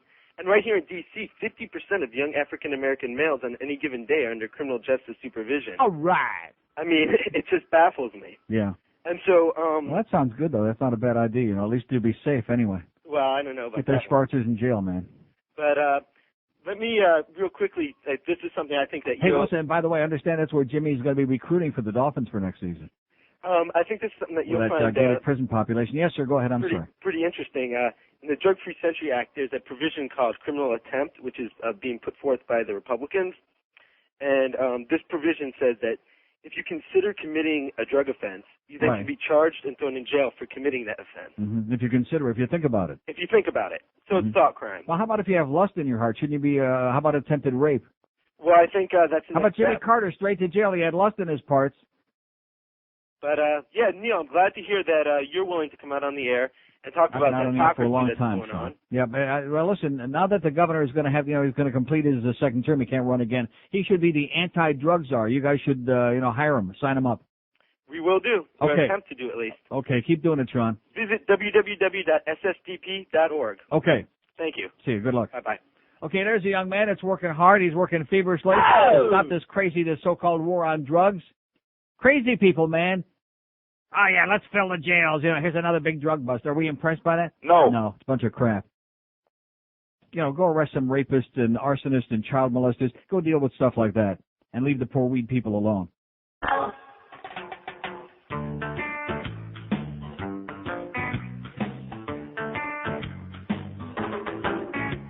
Way down in Jamaica in the Caribbean, they got the best herb that you ever seen. All right. Ask anybody in that neighborhood, they tell you this the country where the ganja be put. Rastaman has some he want to sell, and from a mile away you can detect the smell of smoke. Okay. Smoke, ganja, smoke, smoke. Okay. He lights up the spliff and choke. Smoke, ganja, smoke, smoke. Smoke, ganja, smoke, smoke. The ganja be good. Neil, God! You can carry lots of herb in the gunny sack. Smoke it every day until your lungs turn black. With all the money that we have made, Jamaica doesn't need any foreign aid. American tourists come here and say, got nothing like this in the USA. They smoke ganja, smoke. They light up the spliff and choke. They begin to puff and choke. Smoke ganja, smoke. The ganja be good. Mama tells her son you are a Rasta man. You like to smoke the giant spliff whenever you can. Many people coming here from miles around to buy the herb from you by the ounce and the pound. Rasta man say to her, Mama, you're right. The ganja be good tonight. And then they smoke ganja, smoke. They light up the spliff and choke. Smoke ganja, smoke. Smoke ganja, smoke. The ganja be good. You turd. Yeah, man. It's 1204-560 WQAM 5670560 pound 560 on the AT&T line. Hank will be at Cool City today between 2 and 6. You got Talking Baseball with Donnie B. You know, I first looked at the schedule and I saw Talking Baseball with Donnie B. and like a chill went up and down my spine. Not because I was thinking about Donnie B, obviously. No, seriously, but I thought, oh my God, I thought we were done with the Marlins. I almost broke out into cold sweats. Talking baseball. And then, of course, we got the playoffs, baby. The Rangers and the Yankees from ESPN Radio, 7:35 tonight. Oh, Talking Baseball with Donnie B. And I'm thinking, oh, this can't be. Can this be happening to us? No. It's not. If you joined us late, let me say it again. Center One CDs and the CDs anyway are going to be repressed. We're working feverishly with the people who did this thing, and they were sent to a bunch of lunatics in Afghanistan somewhere, and the CDs are a disaster. We apologize profusely. We apologize to our friends at Specs, but there are no more being distributed, and we'll let you know in the next day or two when you can replace them and when you can start buying them again. An absolute unmitigated nightmare. And again, and I will say one thing, okay, in all fairness, because IOD and on the Center One stuff, they were great, but no place is perfect. No place really gives you the kind of support you need. And the thing that keeps coming back to my mind, talking about having a nervous breakdown, were those great trips to Vegas. Oh, yeah. Those great days, those great trips to Vegas when they just hung me out to dry. Right, Bobby? Uh-huh. Bobby Green hung me out there to dry, right on the line. Why do you want to do it? You want to do it. Your idea. Yeah, my idea. Bad idea. Never again. Here's a mobile in Boca. Hello. Hello. Yes, sir. Bill. Yes, I am. First time caller. Hey. All right.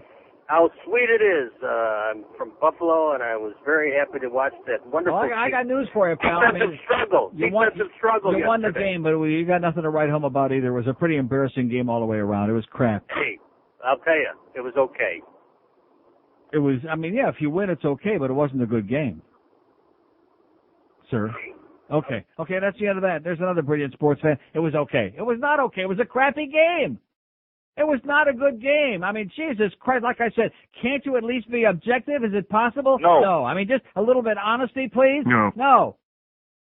Go back to Cheektowaga, okay? Stuff it in your cheek.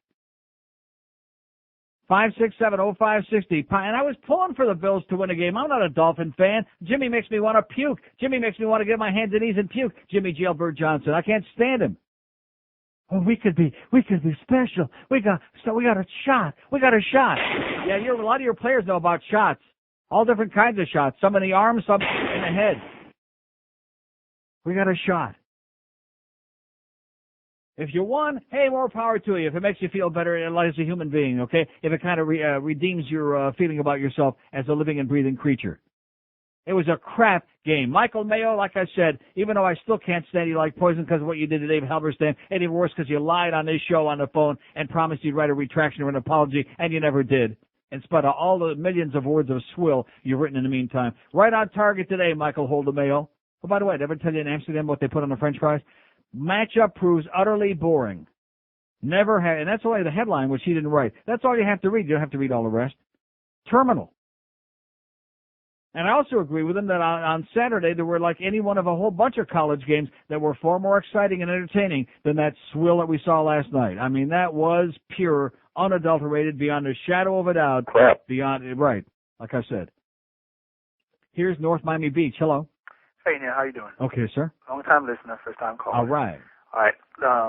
I have two things I want to talk about. First, Go I want to ahead. talk about the Dolphins, and I want to talk about Jimmy Johnson. Yes, sir. Now, first of all, I think it's very early in the season. I think it's kind of premature for everybody to come down to the Dolphins. Like people are writing them off. And if we remember back, No, look, sir. First of all, I don't do a sports show, as you know. But I'm talking about this because I did see the game last night and because I'm listening to a lot of other people talking crap. But the fact is, it's not a question of writing somebody off. It's a question of being objective about what you've seen so far.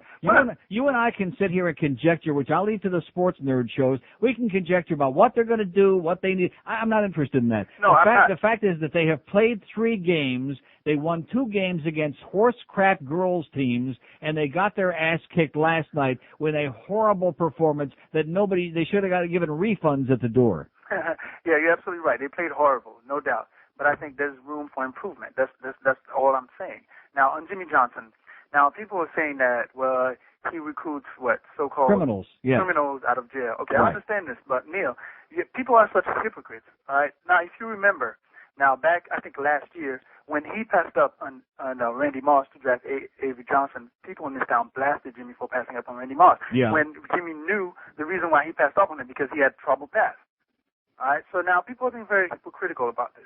I mean, now, because he goes and he signed up Cecil Collins and a few other players who had and trouble. Demetrius Underwood, yeah. Yeah, and now it's not a problem until they start losing. See, I guarantee And Lawrence Phillips, yeah. if he drafted Well, Randy on Moss, this show, it's been a problem all along. See, at least I'm consistent because I really don't care if they ever win another game. On this show, at least I'm consistent. It's a problem. It's a bad message to the kids out there to go after all the scumbags, the worst scum on the face of the earth, and to reward them by giving them chance after chance after chance. Some guys, especially guys like Lawrence Phillips, he's had 100 chances too many. Yes, I agree with you 100%. But Neil, you have to understand, and that's what he has no choice but to do that. And you're not going to be a coach in the NFL for long if you cannot produce, if you cannot win. I mean, look at what happened to Don Shula a couple years ago. Yeah. He put up a crappy team. And something. The last time I saw him, he's not missing any meals. He's doing okay. Gonna have to take up a collection. Have a great day, Pat. All right, thank you. He'll be all right. He'll survive.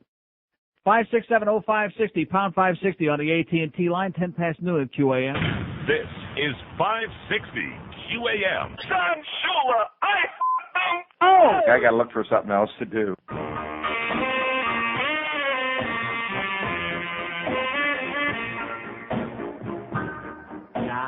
Well, Jim, Marion thinks I'm at team practice today, and I just thought we'd steal a few fine moments of time together. Come on in and lay down on my couch. Well, that's a fine idea. Don't mind if I do it. By the way, what is that you're wearing anyway? Pasties and a G-string. Well, you look just fine. Now, why don't you get over here and make me feel like a man? All right. Now, take it easy, man. Just calm down. I'm tender, I'm going to start on this theme, and I'm going to rap on it all year long. Cut that out now. Man, I told you to take it easy. Now, get off of me, you bitch. You turd brown noser. You jackass. Well, I've had about enough of this. I'm out of here. My love for you will always be. That is stupid. He's not missing no meals. 12:15 is 560 WQAM. 5670560 pound 560 on the AT&T wireless line. Here's Palm Beach. Hello. Getting there. How you doing today? Okay, sir. Let me just ask you. I tried calling you last week. I'm just curious. Why is your radio station constantly harping on this O.J. Simpson guy? I understand if you have a personal issue with the guy, that's fine. But it just seems to drag on and on. The guy committed an offense. And it was a horrible. Committed an offense. He murdered 2 people. Yeah. Yeah, it was a horrible offense. But the reality is this: he went through the process. He was found not guilty. How about in the civil trial? Was he found not guilty? Okay, in the civil trial, he's paying for that. So why? No, sir, he is not paying for that. He's supposed to be paying for it, but he's not paying for it. Instead, he's running around playing golf, living the life of Riley, eating at expensive restaurants, while other people who get caught with a pin joint are sitting in jail for 20 years. Do you think that's justice? Let me ask you this. Him playing golf, what effect does that have on your life? I don't care. He can play all the golf he wants, but when he plays at our charity golf tournament like he did last week, where he was specifically uninvited, when he keeps sticking his nose into our business here at this radio station, then it does affect my life, and then I will talk about it. Otherwise, if I never heard his name again, it would be too soon. No, hey, believe me, if the man is meddling in your business, then it becomes an issue for you. That is absolutely correct, sir. But I think this man was invited to participate in that tournament. No, he was not invited to participate. So you're telling me he just showed up at the golf course? He was invited by his personal friend, Roy! But he was not invited by the radio station. He was specifically uninvited by the station. Okay, and by the golf course, and by the charity, and by everybody else involved. And so you felt that it was your personal crusade to go and say, hey, look, because this guy was not invited, let's spend a whole week talking about this guy, when in reality there are other issues that you really could have been talking about. Sir, his name hasn't been barely, except for a couple of comedy bits, I haven't mentioned him today at all. Oh, well, all last week was dedicated to the guy. Well, then this is this week, okay? It's Tuesday of this week, and you're the only one that's talking about him, sir. My hysterical, racially upset friend. 567. Let me say it again. He's a murderer. He's a scumbag. I don't want to be associated with him, and neither does any decent person at this radio station, underlining the decent part, okay? Which we have a few. Get a brain, pal. Get with it. And next time I need any advice as to what subject matter to talk about, I'll call you. Leave George your number. I'll call you and you let me know. 567-0560, pound 560 on the AT&T line. Here's a mobile in Oakland Park. Hello. Back to the football issue. Football issue? Yes. First of all... What issue was that? I didn't know we had a football issue. You're totally wrong. It never even rained last night at the game. I don't know what game... Sir, it rained for hours before the game. It was raining and windy, and there were a lot of people there who got soaked up to their ears, yes? Not the game. Yeah, okay. I'm glad you had a good time. And?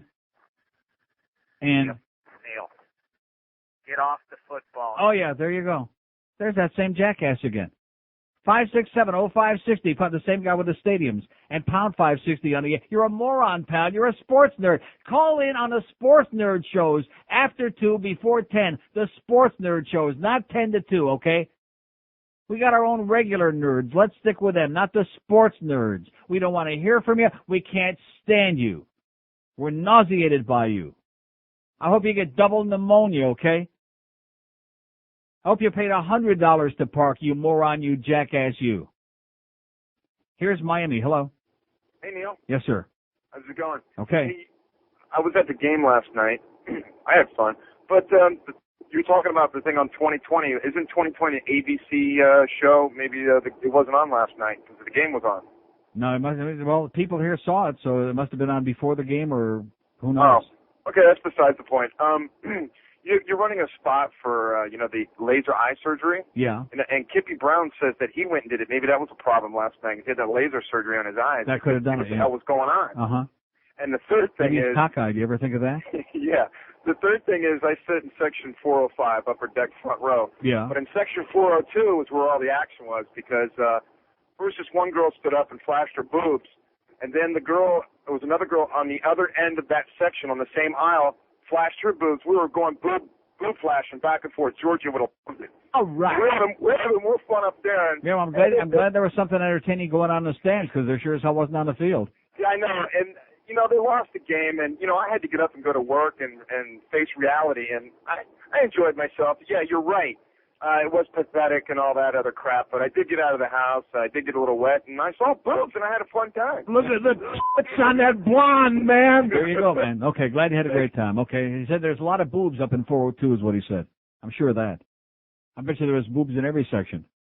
567-0560, 400 open lines here for your amusement and perusal here this hour.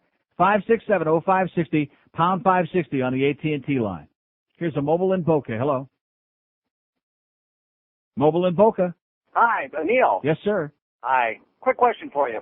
Number one, I have to start the question by saying this to you. I'm born and raised in Buffalo, New York. Moved here 14 years ago. Yeah. I got to be honest with you. People talk about Dan Marino, and I'm going to jump the bandwagon, and let me tell you why. What happened to Vinny Testaverde this year? Well, he's hurting, and so are the Jets. Same thing with the Denver Broncos. I think as a quarterback, you got to be a leader. You got to be the man in charge. And you know what? To be perfectly honest with you, I have now converted to Miami Dolphin. However, well, it's perfect because a Miami Dolphin so-called fan, a make-believe Dolphin fan, calling and bashing Dan Marino. Like I said before. No, save it. Do me a favor. save it for the sports nerd shows, okay? I don't want Jimmy and Danny and Danny and Jimmy. This station is drowning in a sea, like I've told you so many times before. Jimmy and Danny. It is so goddamn boring. It is so terminal. It is so ponderous. Like I said at the beginning of the show, why can't you admit the quality of play in the National Football League is so diluted, they have now achieved parity. You've got basically all crappy teams. You've got St. Louis Rams are undefeated. They're a girls team, okay? They're a joke. You've got the Super Bowl participants who between the two of them haven't won a goddamn game. They're 0-8. It's a freaking joke. You've got swill, and you just don't want to admit it to yourselves. If you want to take your hard-earned money and go out there and pay $30 to park and get soaked and watch crap, be my guest. It's a free country. Go subsidize crap. I don't care.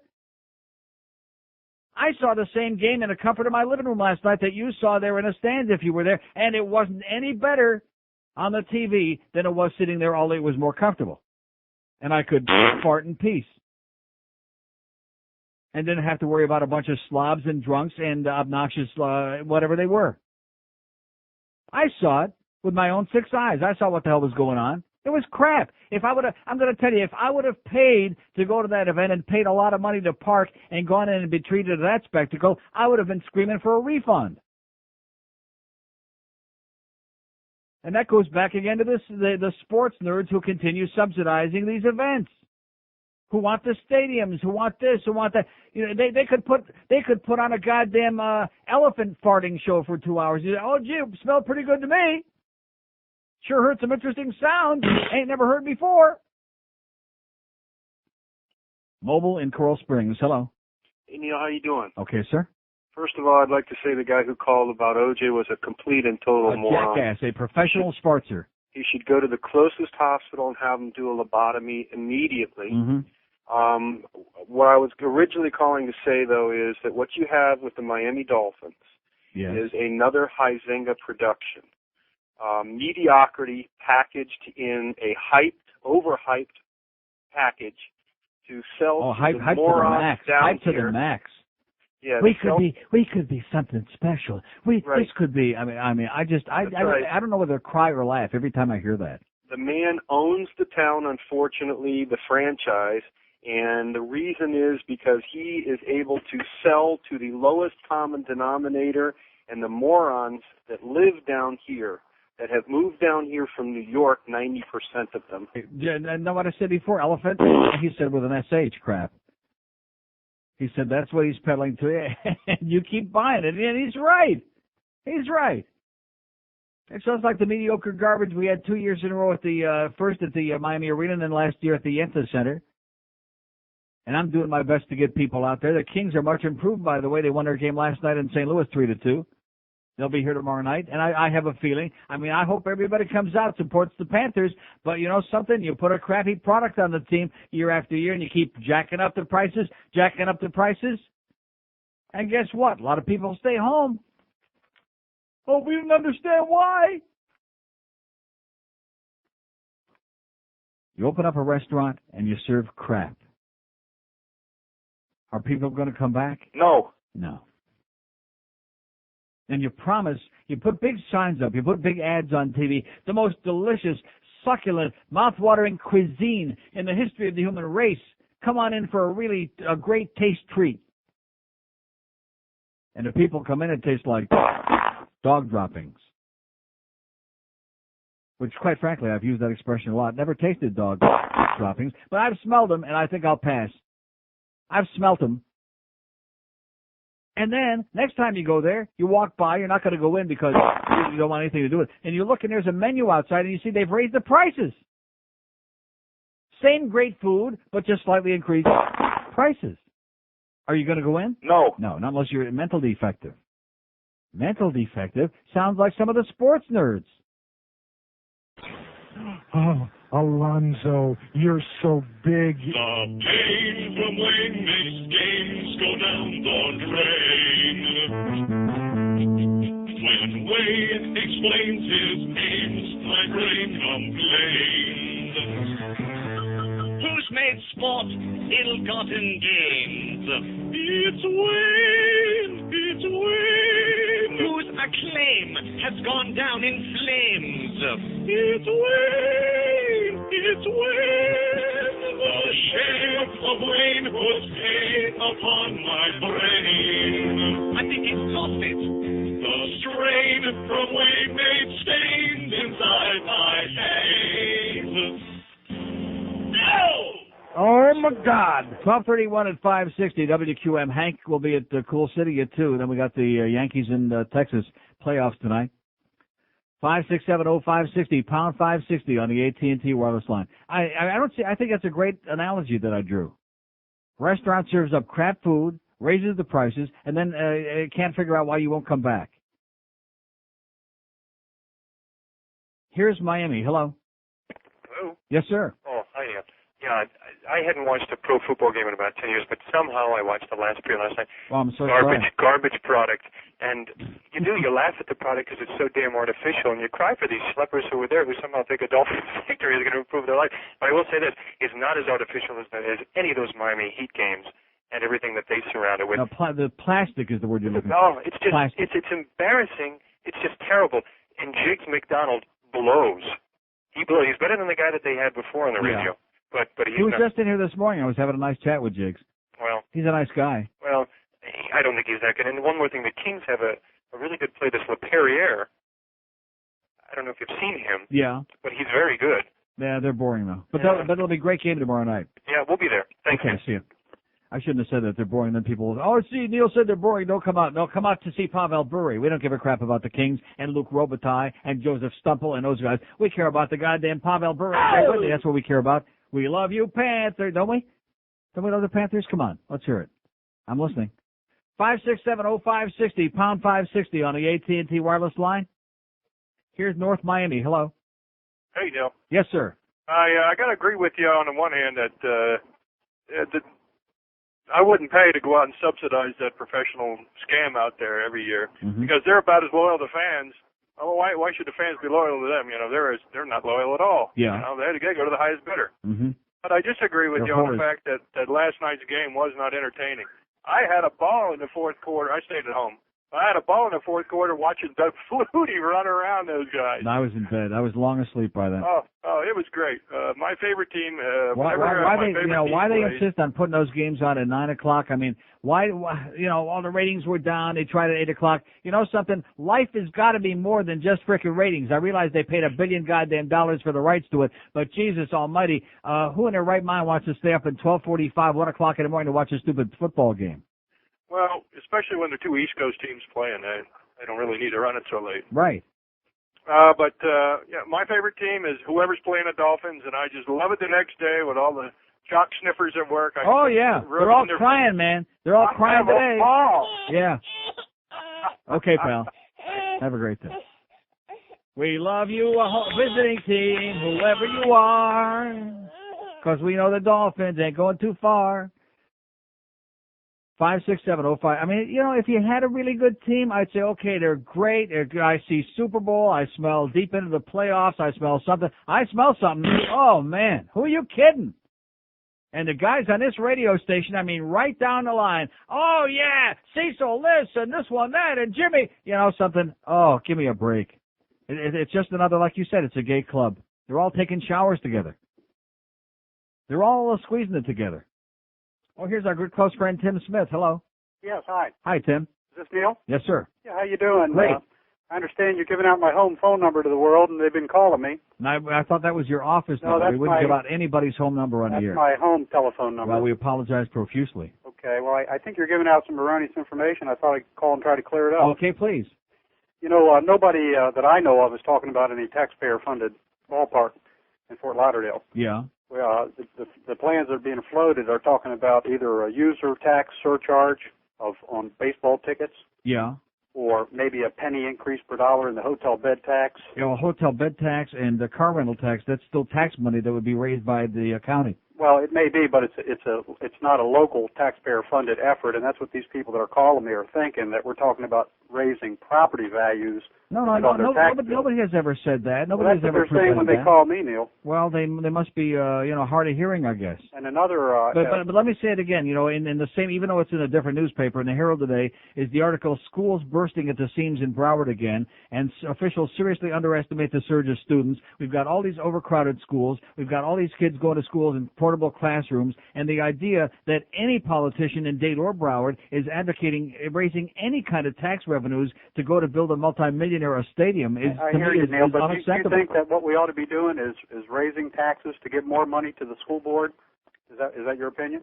Well, I mean, they already waste quite a bit of money out there, Neil. Their budget's billions of dollars. Regardless if we have a school problem, I don't know that raising taxes to give more to the Crystal Palace is the answer either. The Crystal Palace? That's where a lot of the money is wasted. Have you ever visited the school board headquarters there by the courthouse? No. It's about 15 or 18-story tall, beautiful marble and granite building. So in other words, what you're saying is that the politics are so corrupt and so hopeless in South Florida that no matter how much tax money we raise or give to them, we can't improve the schools. Is that what you're saying? I think that we hope that Till will be more efficient with the tax dollars that he gets, but I don't think it has any correlation to trying to put a ballpark into Fort Lauderdale in a very impoverished area, to try to have a redevelopment area. You mean like downtown Miami, where the Miami Arena is, where they put a ballpark? No, I'm not. I'm talking about downtown Baltimore, where Camden Yards is. Downtown Baltimore alive. Fort Lauderdale isn't Baltimore, Tim. I mean, first of all, there's no access. There's no way to get. It's already congested. There's no way that people There's also a plan for that, Neil, and I wish that I had gotten with you, and maybe I could have come on and explained the way I hear the plan developing. And they're talking about. Well, what do you mean the plan developing? Well, what does that mean? In other words, this is already going on. There's a citizens group that is out there that has brought this plan to the city government. Well, who are these citizens? Well, they're people from the Los Olas Company and people from EDSA, which is Edward Stone and Company, and there's a bunch of citizens that just think this would be a great way to redevelop a very impoverished, poor, hard-hit area of downtown Fort Lauderdale that we can't seem to get anything to happen in. So they've come to the government. They said, the ballpark's going to land somewhere. It's going to infuse $300 million into some area.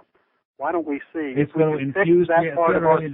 It's going to infuse $300 million. Now let me ask you this: who's going to pay to subsidize the ballpark after it's built? Nobody. It's going to pay for itself, I assume. You assume? Well, don't they always? No, they certainly don't. The ballpark they built in San Diego is going to run $9 million a year deficit, and they're already saying that before it's even built. Well, the way I understand most of the ballparks, Jacob Field and Turner Field and Toronto and all those other ones, they're big money makers. This isn't Cleveland or Toronto, as you know. Lauderdale, Neil, but let's go ahead and review this thing on the facts. And let's not throw scare tactics out to the citizenry. No, I've never threw any scare tactics. Well, nobody on this program ever said that property taxes were going to be raised. You can listen to the tapes. Nobody ever told the public that. In fact, I read from the story that's in the Sun Sentinel on page 3B today, where it specifically talks about the car and hotel surcharges. It says nothing about property taxes. The people that call me say that they hear that I want to raise their taxes, and their taxes will not be affected one iota. No, let me say it again. Let me make it very clear. Good. I happen to oppose any tax money being used to build a stadium for a multi-millionaire. It's unconscionable. But tell that the people, that's your opinion, Neil. The people have to understand that what it would mean is a penny per dollar for tourists that come in and stay in our hotel. Yeah. 1 cent per dollar. And they don't think that. By your radio program this morning, they're thinking that it's not by. Let me say it again. Not by my radio program this morning. Maybe by their own stupidity, or maybe because somebody told them something else. But not through anything that was said on this radio program. You can take that to the bank. I wasn't listening, so I can't say that honestly. Well, shame on you. But I've gotten since you gave my home number out. And I apologize for that. I asked for your popular guy because they're all calling me at your station. I asked for your office number. I would never give anybody's home number out, and I apologize for that. Well, that's fine. Maybe you can correct that and give them my office number, and I'll be glad to call them back. They're not leaving their name and number. Some of them that are so furious, thinking that their property taxes will rise, are calling me and hanging up and not leaving their name and number. It's not fair. Okay, what's your office number? 761-5003. And I would look forward to calling back each and every folk that want to know what the plan that's being developed and brought to the city government, what people are saying. Okay. Thanks, Tim. Thank you. Thank you. Okay, there's Fort Lauderdale City Commissioner Tim Smith, 761-5003. That's the right number. Some jackass calls here with a home phone number. We don't do that. We don't play that game. But at any rate, he responded, which I appreciate, and nobody ever said that it was going to be your property taxes. Yeah, but again, you got a lot of dummies out there. You got a lot of very stupid people. It's tax dollars, and I don't care where it's coming from. I don't want to see any tax money used for it. And by the way, it sounds really great that the school situation's that hopeless. It sounds like we got the best politicians that money can buy on that school board. Can't get that thing straightened out to save our lives. Man, that's all the more reason I'd like to give more tax money so the politicians can diddle around with it. And that group of concerned citizens, 19 before 11. I sure hope there ain't no special interest involved there. I'm sure there are. No. What is Plato's retreat?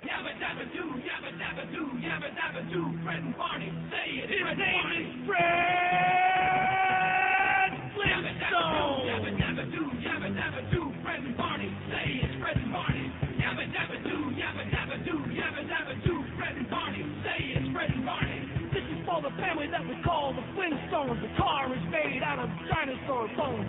They're a page right out of history. Fred, Wilma, Betty, and her husband Barney. Fred works all day down at the quarry.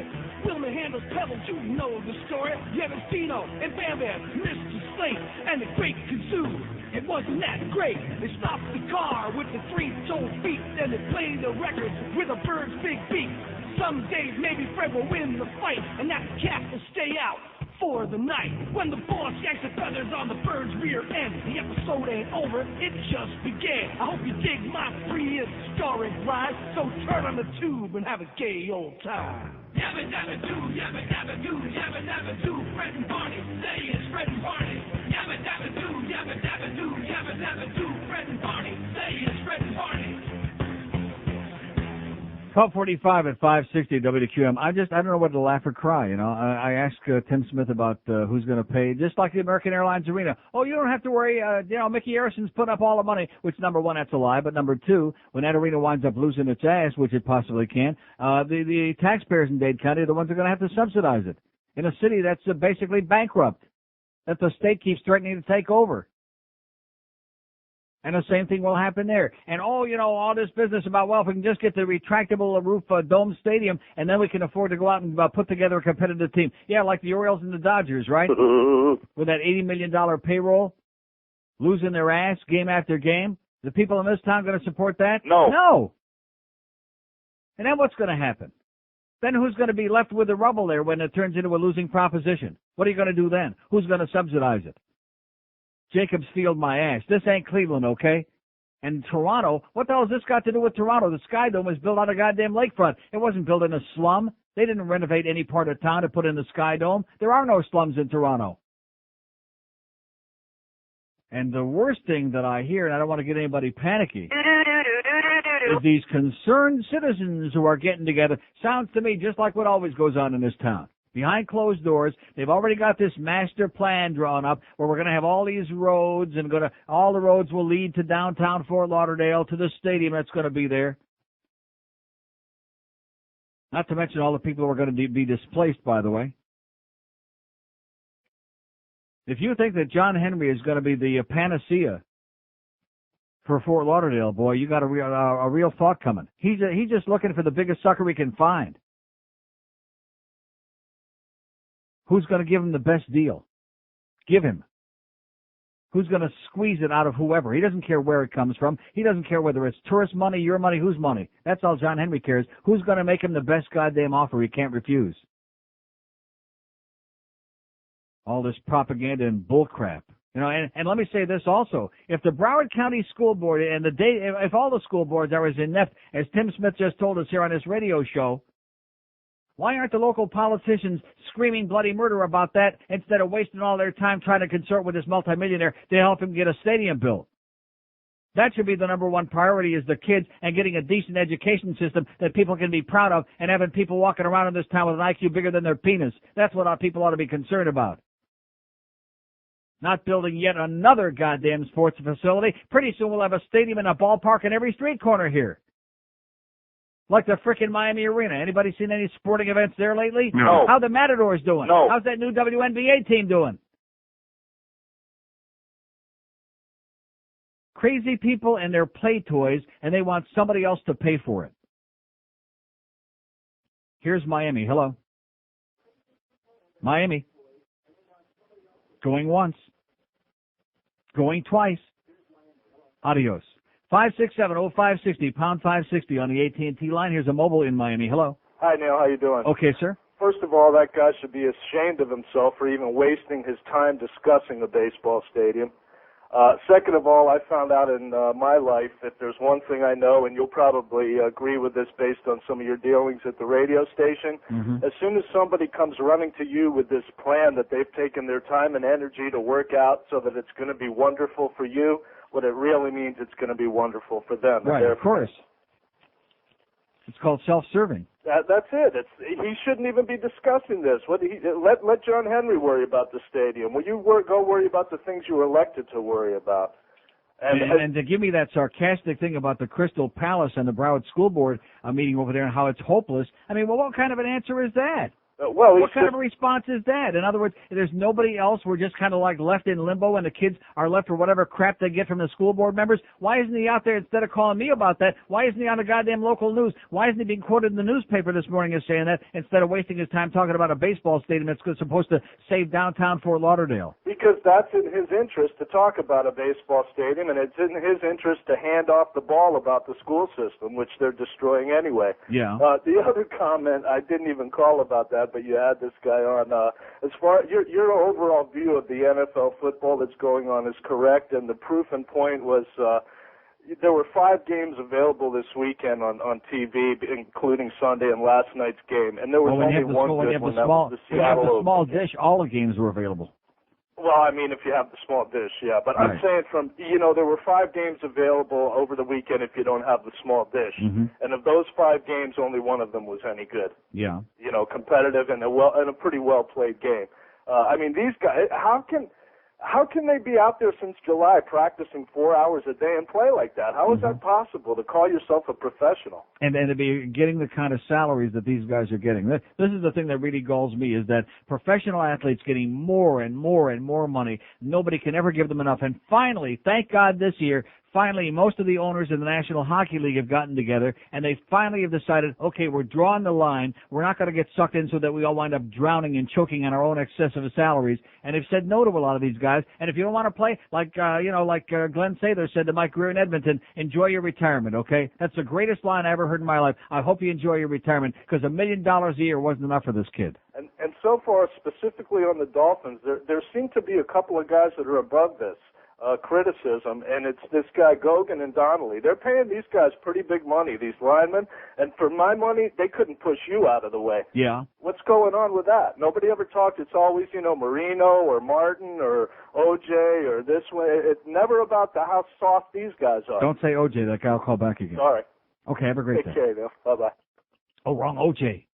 See, I know one thing. If my initials were OJ, I might think about changing them, like to BJ. 567-0560, pound 560 on the AT&T wireless line. Those be our numbers here. Nobody cares, by the way, about the schools busting at the seams. Nobody gives a crap about that. That's why they are, including the politicians. Nobody makes any noise about that. Pretty soon, like I said before, your kids will be going to school in goddamn dumpsters. Makes no difference. They'll be sitting outside at benches. And if it rains, we're bringing the ponchos like at the ballpark. Nobody gives a crap about that. The important stuff is baseball stadium ideas got support. There you go. That's what it says in your paper this morning. There's an endless supply of money. And so the school problem isn't money. Well, let's find out what it is, and let's find out where all that money is going, and let's do something about it. What do you say about that, Tim, huh? And all you other people that got your nose up John Henry's rectum. What about that? What about becoming a hero for the kids in these towns in Dayton, Broward County? Instead of running around and consorting with this spoiled brat multimillionaire who's a goofball, who's a silly person, standing there in the middle of an empty stadium, counting the fans and pointing them to better seats. What a joke. What an embarrassment, as somebody I know would say. God. Somebody sent me, and thank you, by the way, because I had thrown those out. I want to frame those pictures the day that he was on the front page, not just of Dayton Broward, but all 3 newspapers. Even the Palm Beach Post, he was on the front page in his empty stadium, looking like a lost suckling. Oh yeah, how about sitting over there? You're a silly person, baby. You're a businessman. You're a bad businessman. Maybe you got lucky with your commodities investments, but you're a bad businessman, John Henry. You bought a pig in a poke. You bought a bad deal. And now you expect the public to bail you out? Well, screw you, man. The answer is still no. Here's a mobile in Deerfield Beach. Hello. How you doing, Neil? Okay, sir. As far as the Dolphin game goes last night, I just really hope that Don Shula is laughing his ass off right now because, after the way Jimmy Johnson lobbied his way. No, he set him up for it. Don't forget, he set him up. He went on Fox TV the year before, Shula got canned. He goes on there and he set him up. Everybody knew it. Oh yeah, they got the talent. There's no excuses if they don't make it. He set him up for the kill, and then he came in here and he's shown them people here nothing so far. Well, he came back for one reason. Right. Because this corn has a chance to be special. That's right. Yeah, like I said yesterday. That's what they're saying in Aintree. Well, like I said, him and that Beatty bear the same resemblance. Okay, pal. All right. See ya. We got a chance. We really got a shot. And I look at that and I think, is this man like losing it? Is he having some kind of a breakdown? Is he? I know it's a promotional thing, and he's doing a little bit of acting here, but come on, get with it, get real, man. We got a shot. Here's a mobile in West Palm. Hello. Hey, Neil, Guy. Yes, sir. How are you doing today? Great. Good. Hey, not to belabor this football stuff, this topic, but I don't know if you've talked about it. Well, it's important, man. Let's talk about the important stuff, football. I don't know if you talked about it already or what, but about the Heisman candidate hopeful for Peter Warwick. Did you hear about that? Oh, yeah, Peter Warwick, by the way. He got some cheap suits, I guess, huh? They talk about cheap suit. Yeah, evidently got a little discount there in the men's store. He's getting a little questioning either for being a suspect or a witness. They don't know yet. They won't confirm it, but you got a Heisman candidate here looking to sign a big contract in a few months. Yeah, but let's face it, that's pretty petty stuff compared to what most of them are. He didn't kill anybody yet, Hey, you think the Dolphins will draft him? I think if he's found guilty, I think so. I think he's got a good shot. I think he's got a shot. All right, thanks, Neil. See ya. He's got a shot to be something special, to be a special Schwarzer. And by the way, what kind of a school has got a guy named Peter Warwick and a guy named Warwick Dunn? What kind? I've heard of Dionne Warwick. Did you ever hear of anybody named Warwick? No. No. Not on there. Maybe Bobby Bowden just goes after guys named Warwick. Nobody else finds that unusual. Just like Extra Hip or X-Ray Hip or whatever that Schwarzer's name was, that basketball player. In fact, we're going to be doing a whole show on that very soon. Schwarzers with strange names. All right. Oh boy, it's the 1 to 2 hour. Yeah. Father O'Toole, God.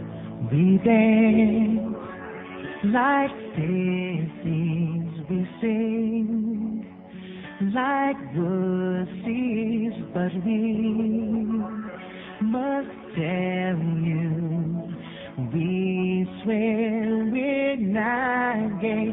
If you want these outfits to class, they would kick your ass.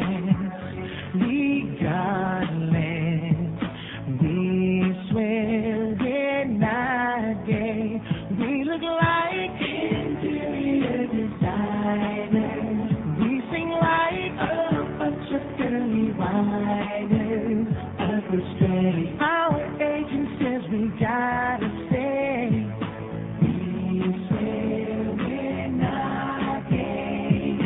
Our biggest fans are 12-year-old girls who think we're as cute as can be.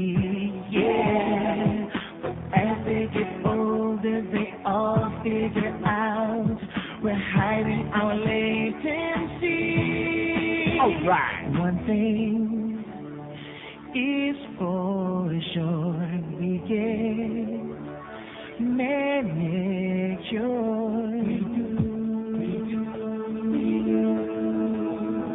Wash our clothes on the delicate cycle. Want to do a session with your Michael, but today we think that we had better say, oh, we swear we're not.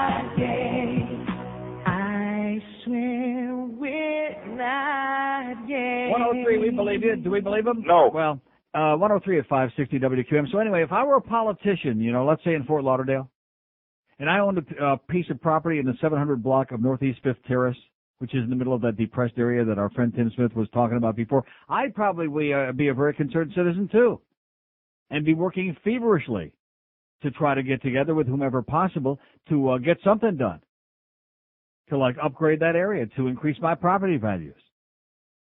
Wouldn't you? Yes! Oh. In the 700 block of Northeast 5th Terrace? I just mentioned that, rhetorically, just in case anybody knows anyone who owns property in that area. 5670560, pound 560 on the AT&T wireless line. Here's a mobile in Fort Lauderdale. Hello. Neil, how are you today? Pretty good, sir. If I can, just a couple of points. Anything you like, man.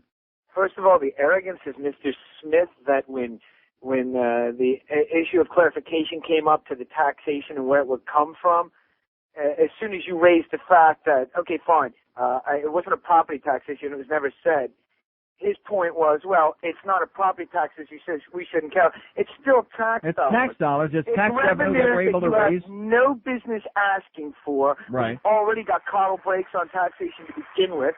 Number two, anyone who knows anything about sports teams and franchises knows that when property developers look at issues for taxation, like Jacksonville, they did a study, it was even promoted on Nightline, that if the same revenues were pumped into local water areas for transportation, shipping and domestic, there'd be more jobs of a higher revenue scale placed in a more permanent base than almost below average minimum wage jobs and as few as you're talking about for incontinency at baseball. Right.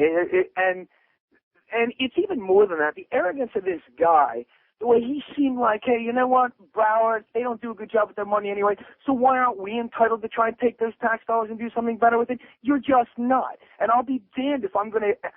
Anybody who does not get involved with this, to not let it happen from a concerned community, deserves what they get. Right. Amen. Thank you. Just say... No.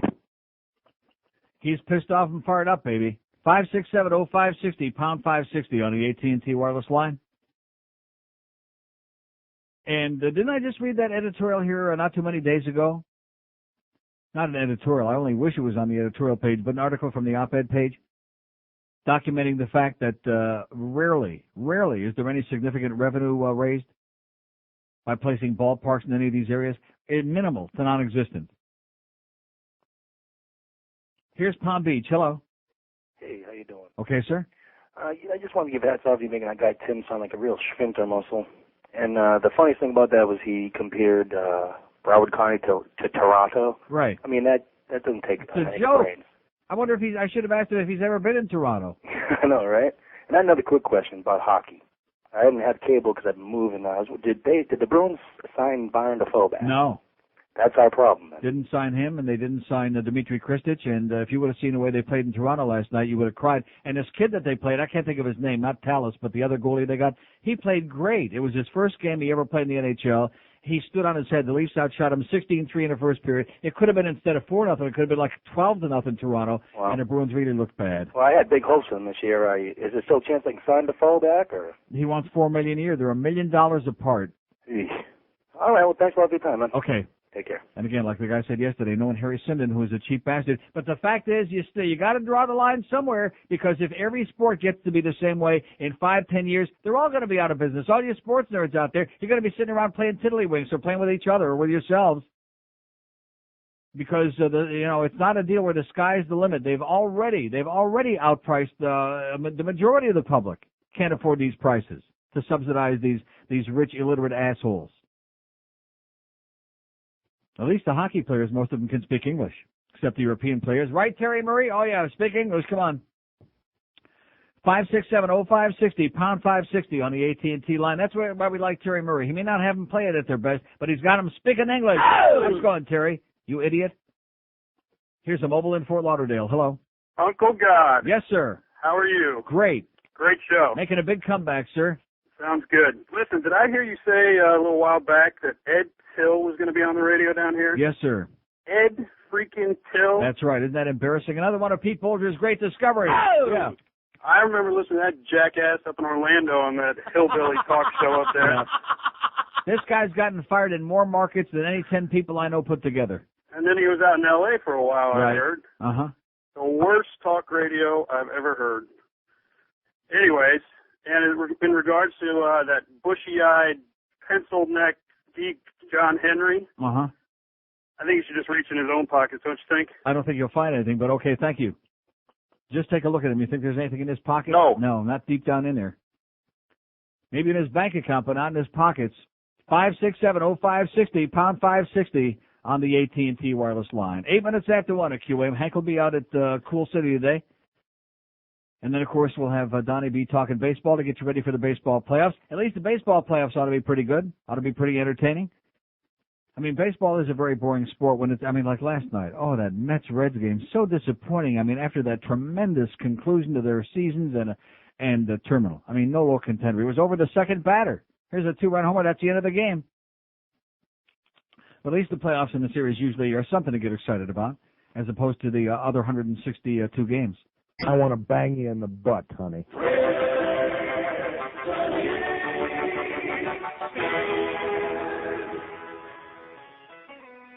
What would you do if I had normal boobs? Would you still run out and buy my CD?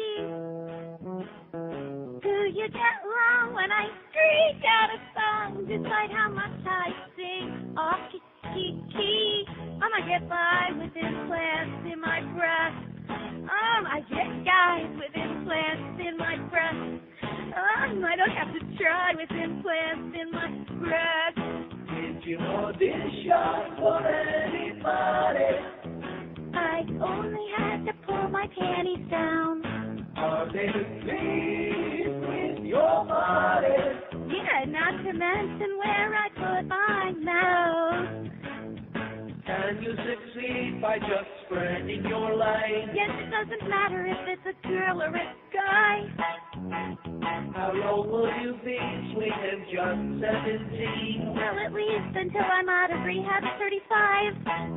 I get by with implants in my breast. I get guys with implants in my breast. I don't have to try with implants in my breast.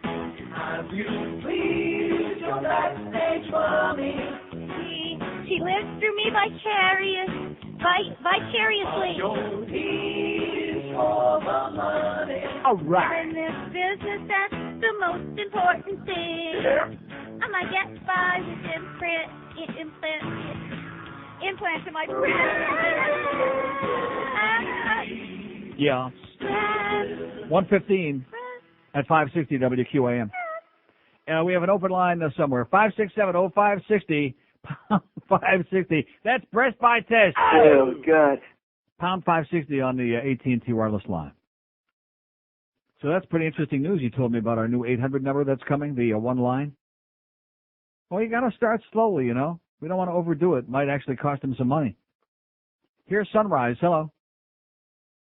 Hi, Neil. Yes, sir. How you doing today? Okay. I got something very interesting. I got a fax, and it says handgun control. Yes. It says, should handguns be outlawed? And it's got 2 X's in there. Yeah. And it says on there it's commissioned by the 21st Century Fax Ltd., and they charge you $2.95 a minute to fax this. Yeah. What do you know about this? Nothing. Okay, 600 lines just opened up while he was on because it was terminal. We couldn't understand what he was saying. 567-0560, pound 560 on the AT&T wireless line. Do I know anything about that? No. No. Anybody in the audience know anything? No. Okay, just checking. Here's a mobile in Doral. Hello. Hey, Neil. Yes, sir. Hey, good afternoon. And buenas tardes. Thank you. Bon camarito. My cellular signal is kind of fluctuating, so I hope it sounds fine, right? It sounds better than that last guy. Yeah. Sounds like he was in the turlet. Yeah. 2 points I wanted to make. One. Yes, sir. Like I tell everyone here at work, why isn't education number one? Right. I don't understand. We got a country of dummies, sir. We got a country of functional illiterates, and nobody even maybe because they're all so stupid, they're not embarrassed by that. Right. And even teachers have now like a more dangerous job than even the police. Right. So I don't know why education. Pretty sure we'll have to have bulletproof vests for all our teachers. That'll be next. Why, like more schools, and because I want to know that I'm 30 now. When I'm 70 and 80 years old, I want to know that the kids of today in the future aren't going to be the criminals. The politicians are more interested in what to do with crime now instead of teaching kids, educating kids. Well, you're forgetting that the politicians of today, many of them are the criminals of today. You're forgetting that. Yeah, oh, well, then forget what I said. You see, they got to worry about their own special interest. Like I said just moments ago, if I have property in a very depressed area, well, naturally, if I'm in politics, I'm going to do everything I can to try to do anything to make sure that area is upgraded, no matter who has to pay for it, and, to increase it, like the Herald is always doing, Right. Oh, they want the stadium downtown, they wanted the arena downtown, everything down there by One Herald Plaza to try to, reduce their property value up in that very depressed slum that nobody wants to go near. Right, and no one goes to downtown anymore anyway. Right.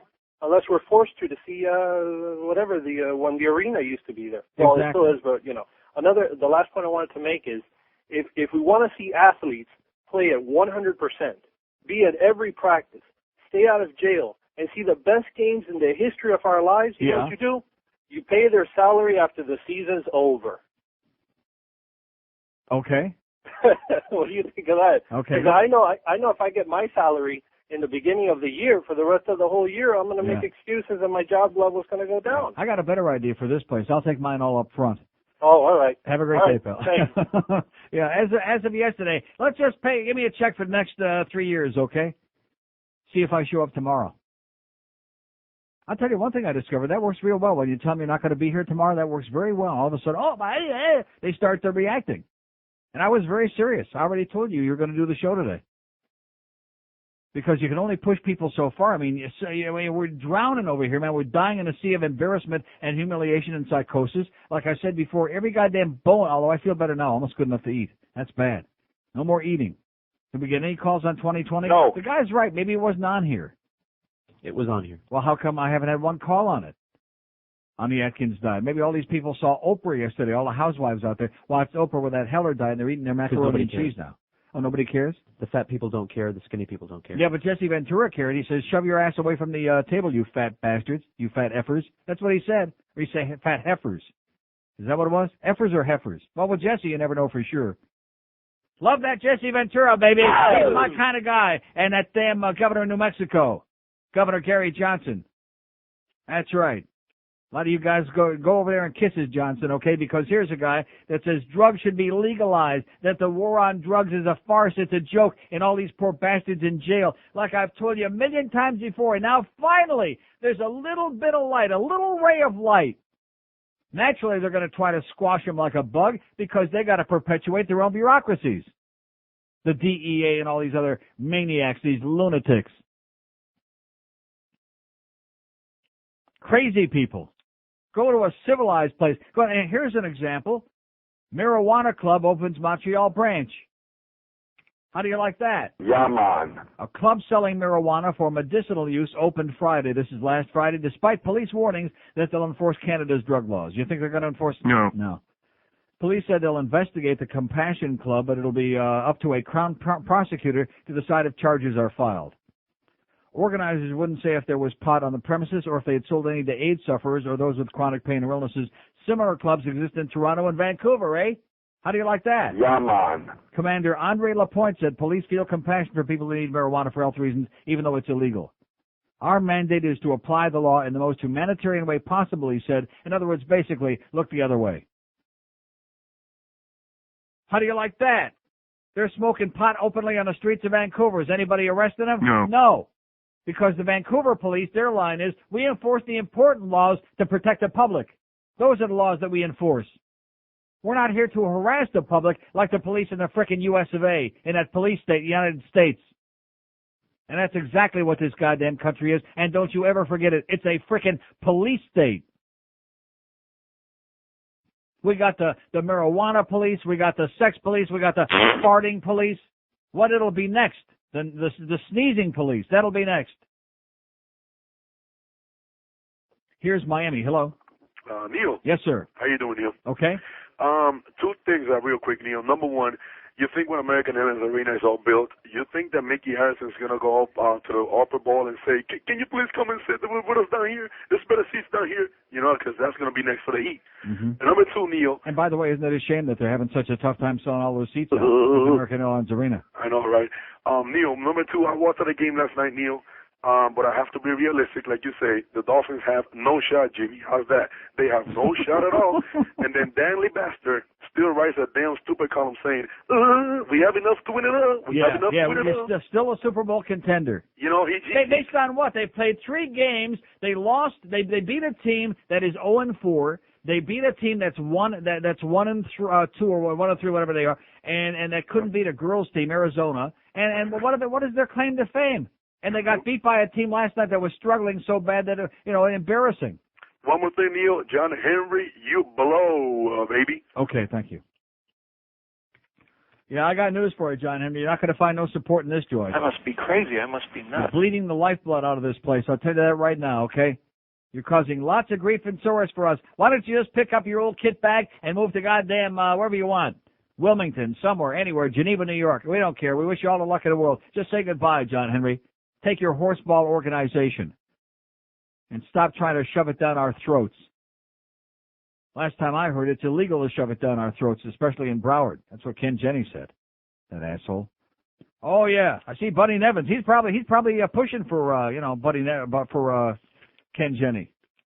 Knowing what a fascist he is, that little prick. Poll gives Jenny mixed views. That's right. These people in Broward want the strong mayor, and I'm all for that too, by the way. Let's have a strong mayor who can get something done and kick the school board in the ass again instead of just passing the buck and talking about the Crystal Palace. What a line that was. What kind of a line was that? That's the way politics, don't blame me. That's not my job. That's those other assholes down there. They're responsible. Among 238 likely Democratic voters polled, 42% supported Peter Deutsch for mayor and 32% Jenny. And Jenny says, I don't put too much into polls. Yeah, he don't put all along, that's all he's been pointing for. He wants to be the goddamn dictator of Broward County, Ken Jennings, and don't ever forget it. And at the same time, you're saying to John Henry, be sure and say a big fat to Ken Jennings, that fascist pig. That right-wing piece of crap. Makes Rudy Giuliani look like a goddamn screaming liberal. How's the Virgin Mary doing, by the way? 567-0560, pound 560 on the AT&T wireless line. Here's Coral Springs. Hello.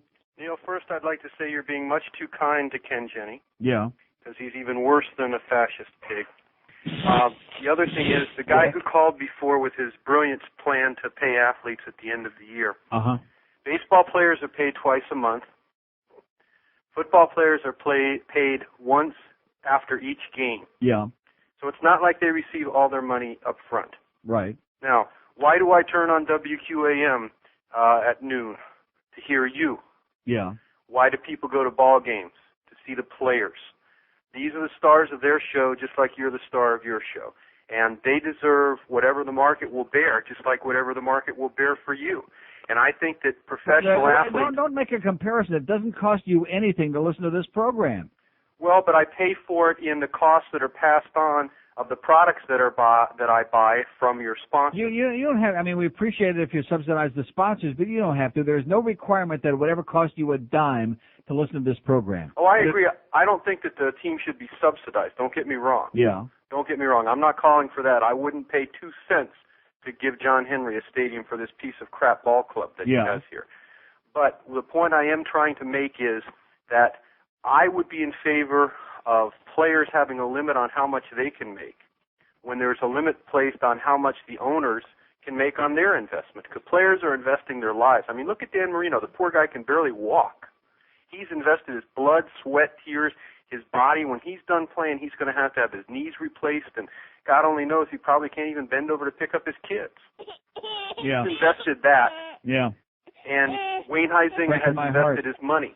Now, just like Huizenga deserves a return on his investment, Marino deserves a return on his investment. Yeah. Whatever the market will bear. Well, let me ask you something. Speaking of Marino returning, and I'm a big Dan Marino fan. I think he's a great guy and one of the all-time greats. But remember when Republic Industries first came out, when the stock first came out? Yeah.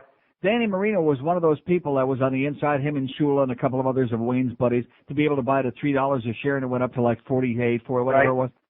Would you like the opportunity to do that? You bet I would. Yeah. How come we didn't get that chance? Because we're not one of the people on the inside. Oh. Why is it that a few weeks ago when last week when Altheon stock went public, and it went public at 14, I couldn't buy it until it was up around $60 a share because I wasn't on the inside of that deal either. Right.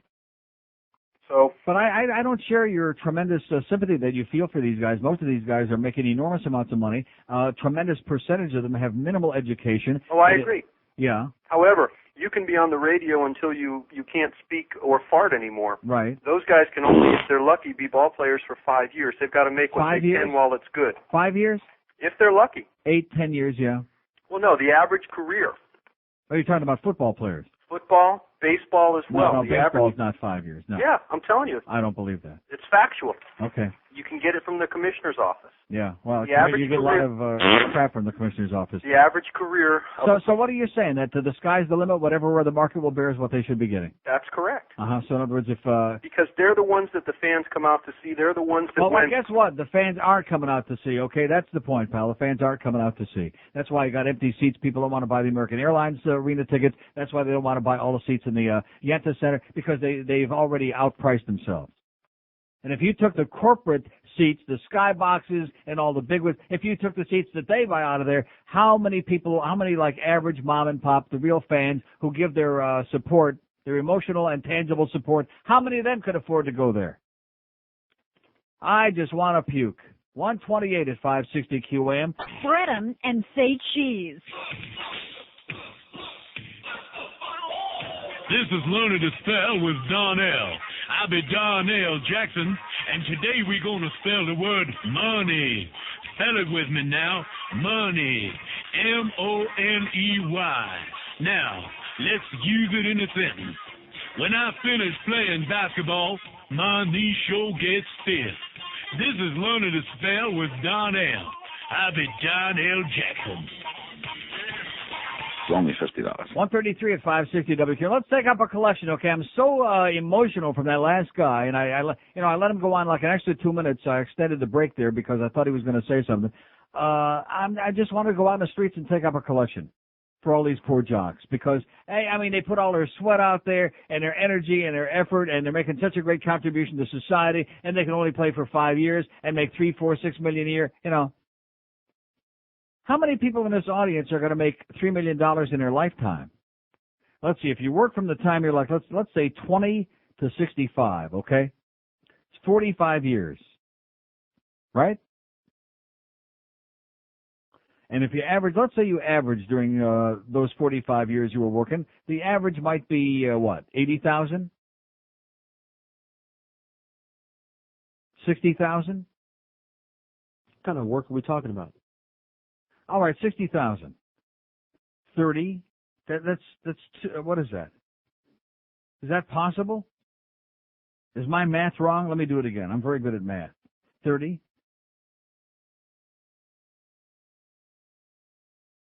It's $2.7 million in a lifetime.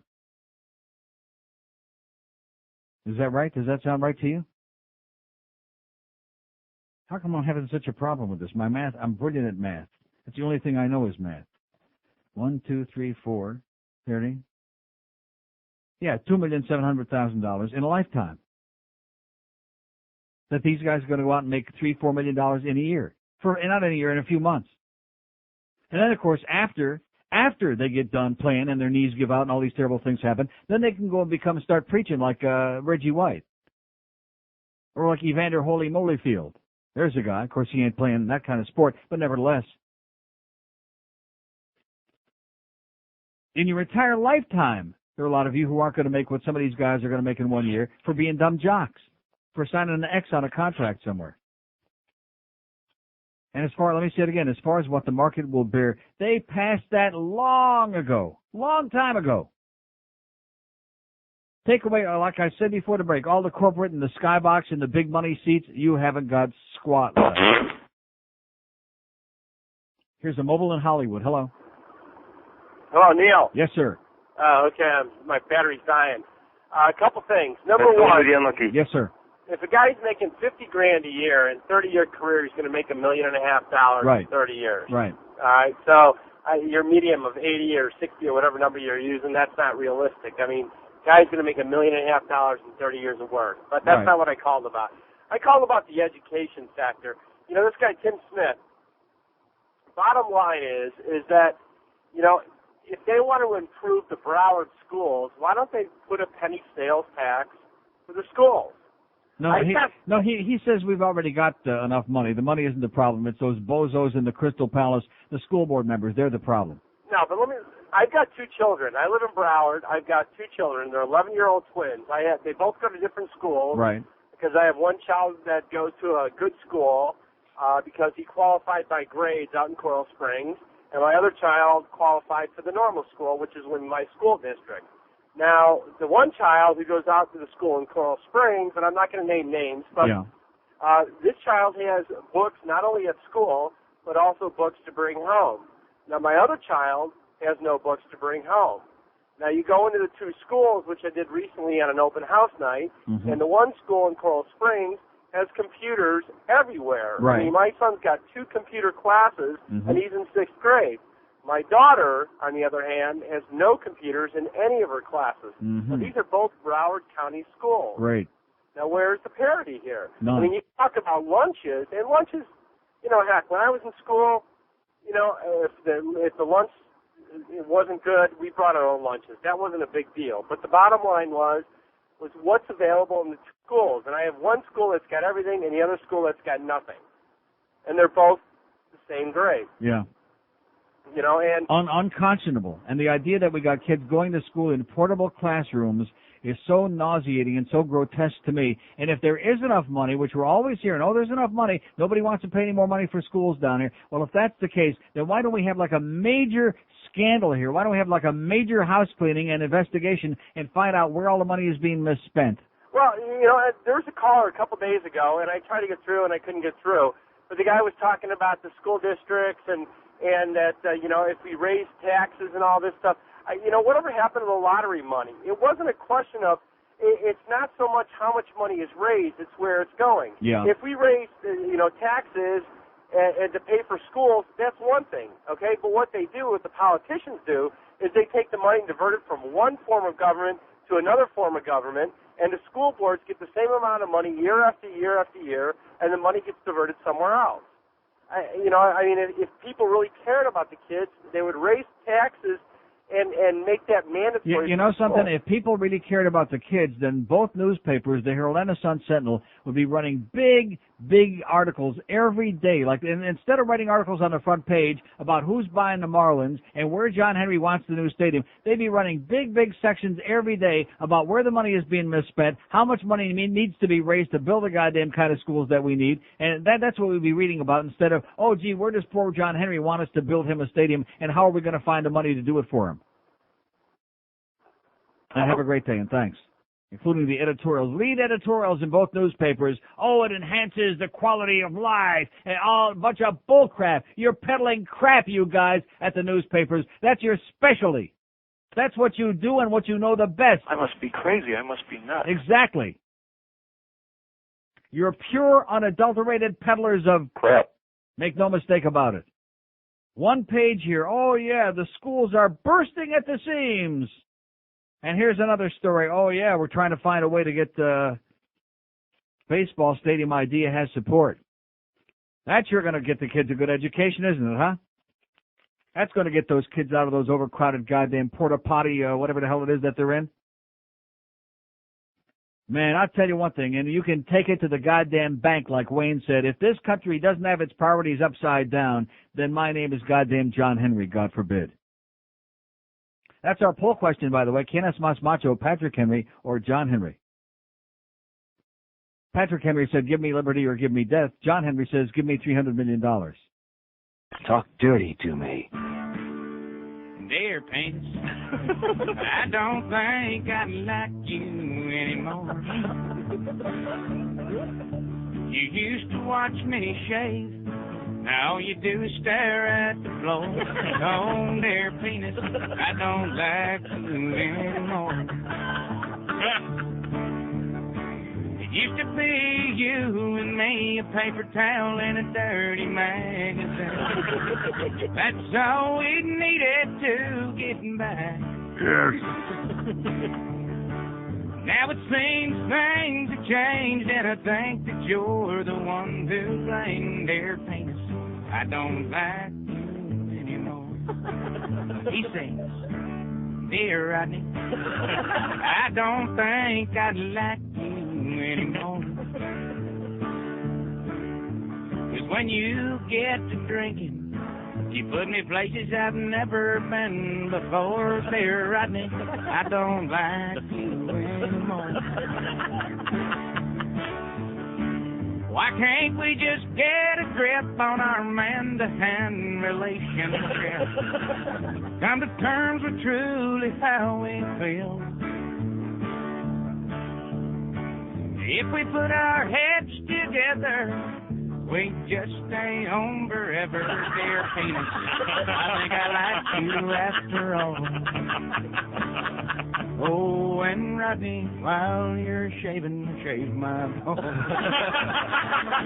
right. 146 at 560 WQAM. By the way, here's a message to the impotent Norma Kent. Okay, don't call us, we'll call you. Bug off. 5670560, like we don't have enough other Tories around here with a hysterical Norma Kent. Just go, smoke some dope. Get out of here. Here's a mobile in Pompano. Hello. Mobile in Pompano. Yes, Neil. Yes, sir. Hey, you always bashing the Dolphins. They only lost one game. The season ain't over. Yeah, how'd they play in the other two games? So what? Who did they play? They won. Who did they play? They won. Who did they play? They won. Okay, they won. You're an asshole, man. They won. Does that make you feel better? I bet he's squeezing it right now. They won. See, why can't you just be objective? Why can't you have a brain? Why can't you watch the game, see that your team is a disaster? They're something special, all right. They're a special case. They're the same old tired excuse. Oh, yeah, every year we're going to have a running game, and Cecil the Diesel, he's going to be the best ex-con we ever had in the running in the backfield. All this other bull crap. Bull crap, baby. Bull crap. Bull duty. And you got to be able to see that. You've got to be able to understand that. Not listen to all the hype that goes on this radio station because it's in the self-interest of the people that are saying these things. They barely beat a girls' team. They struggled life and death to beat a girls' team. In a game that Jake Plummer threw 4 interceptions in, and they still barely won the game anyway. No, but they won. Okay, great. Okay, yours is bigger than mine, and probably that's true. And you know what? You're still an asshole. Here's Fort Lauderdale. Hello. Hey, Neil. Yes, sir.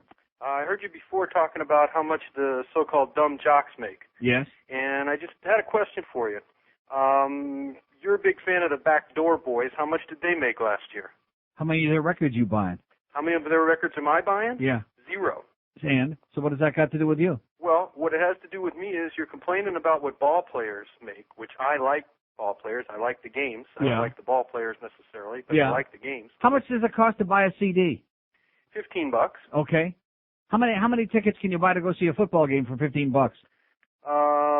None. I don't know. I don't know what the prices are. Oh, okay. Well, call me back when you find out what the prices are. Then we'll have an intelligent conversation, sir.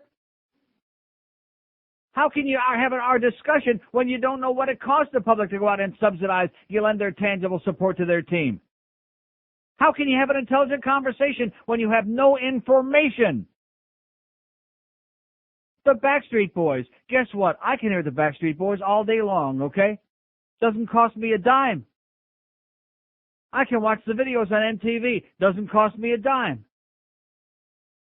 And you know something? Maybe the answer is like they did after they ruined harness racing in New York, like in Yonkers. Almost nobody in the stands. Well, I'll do OTB. Everybody will stay home and watch. There won't be anybody in the stands. They'll just pump artificial crowd noise in. They'll just put cardboard cutouts in there. And if it rains, they'll put like little rubber raincoats on the cardboard cutouts. They'll put ponchos on them. And everybody can stay home and watch the games for free. The only problem is if that would happen, then they would start putting it on pay TV and it would cost you to watch it. You'd have to pay even if you don't want to go attend it. This guy's comparing rock stars, entertainment people whose music you can buy or not buy or listen to or not, with athletes. In addition to which, I don't think anybody's asking us to build a goddamn stadium so the Backstreet Boys can go perform there. Recording stars, they come to communities and they perform in whatever facilities, whatever venues are there. Nobody builds a goddamn place so that Aerosmith can come as much as I like them or anybody else. How do you like that, sir? In addition to which, I hate to break the news to you, but Big Papa got all the money, okay, all those early years up until the last year. Big Papa up there who manufactures all these boy groups, he got all the money. You'd be embarrassed, you'd be humiliated, you use them as an example. Those 5 kids. Who, by the way, have got more talent, each and every one of those 5 kids, in their little finger and more intelligence than most of the jocks that you're worshiping, pal. But worship whoever you want. You know, get on your hands and knees and suck their, whatever you like. Whichever body part turns you on. But don't insult the public by saying it's going to cost you $60 and $80 and $100 to go watch a horseball sporting event like last night.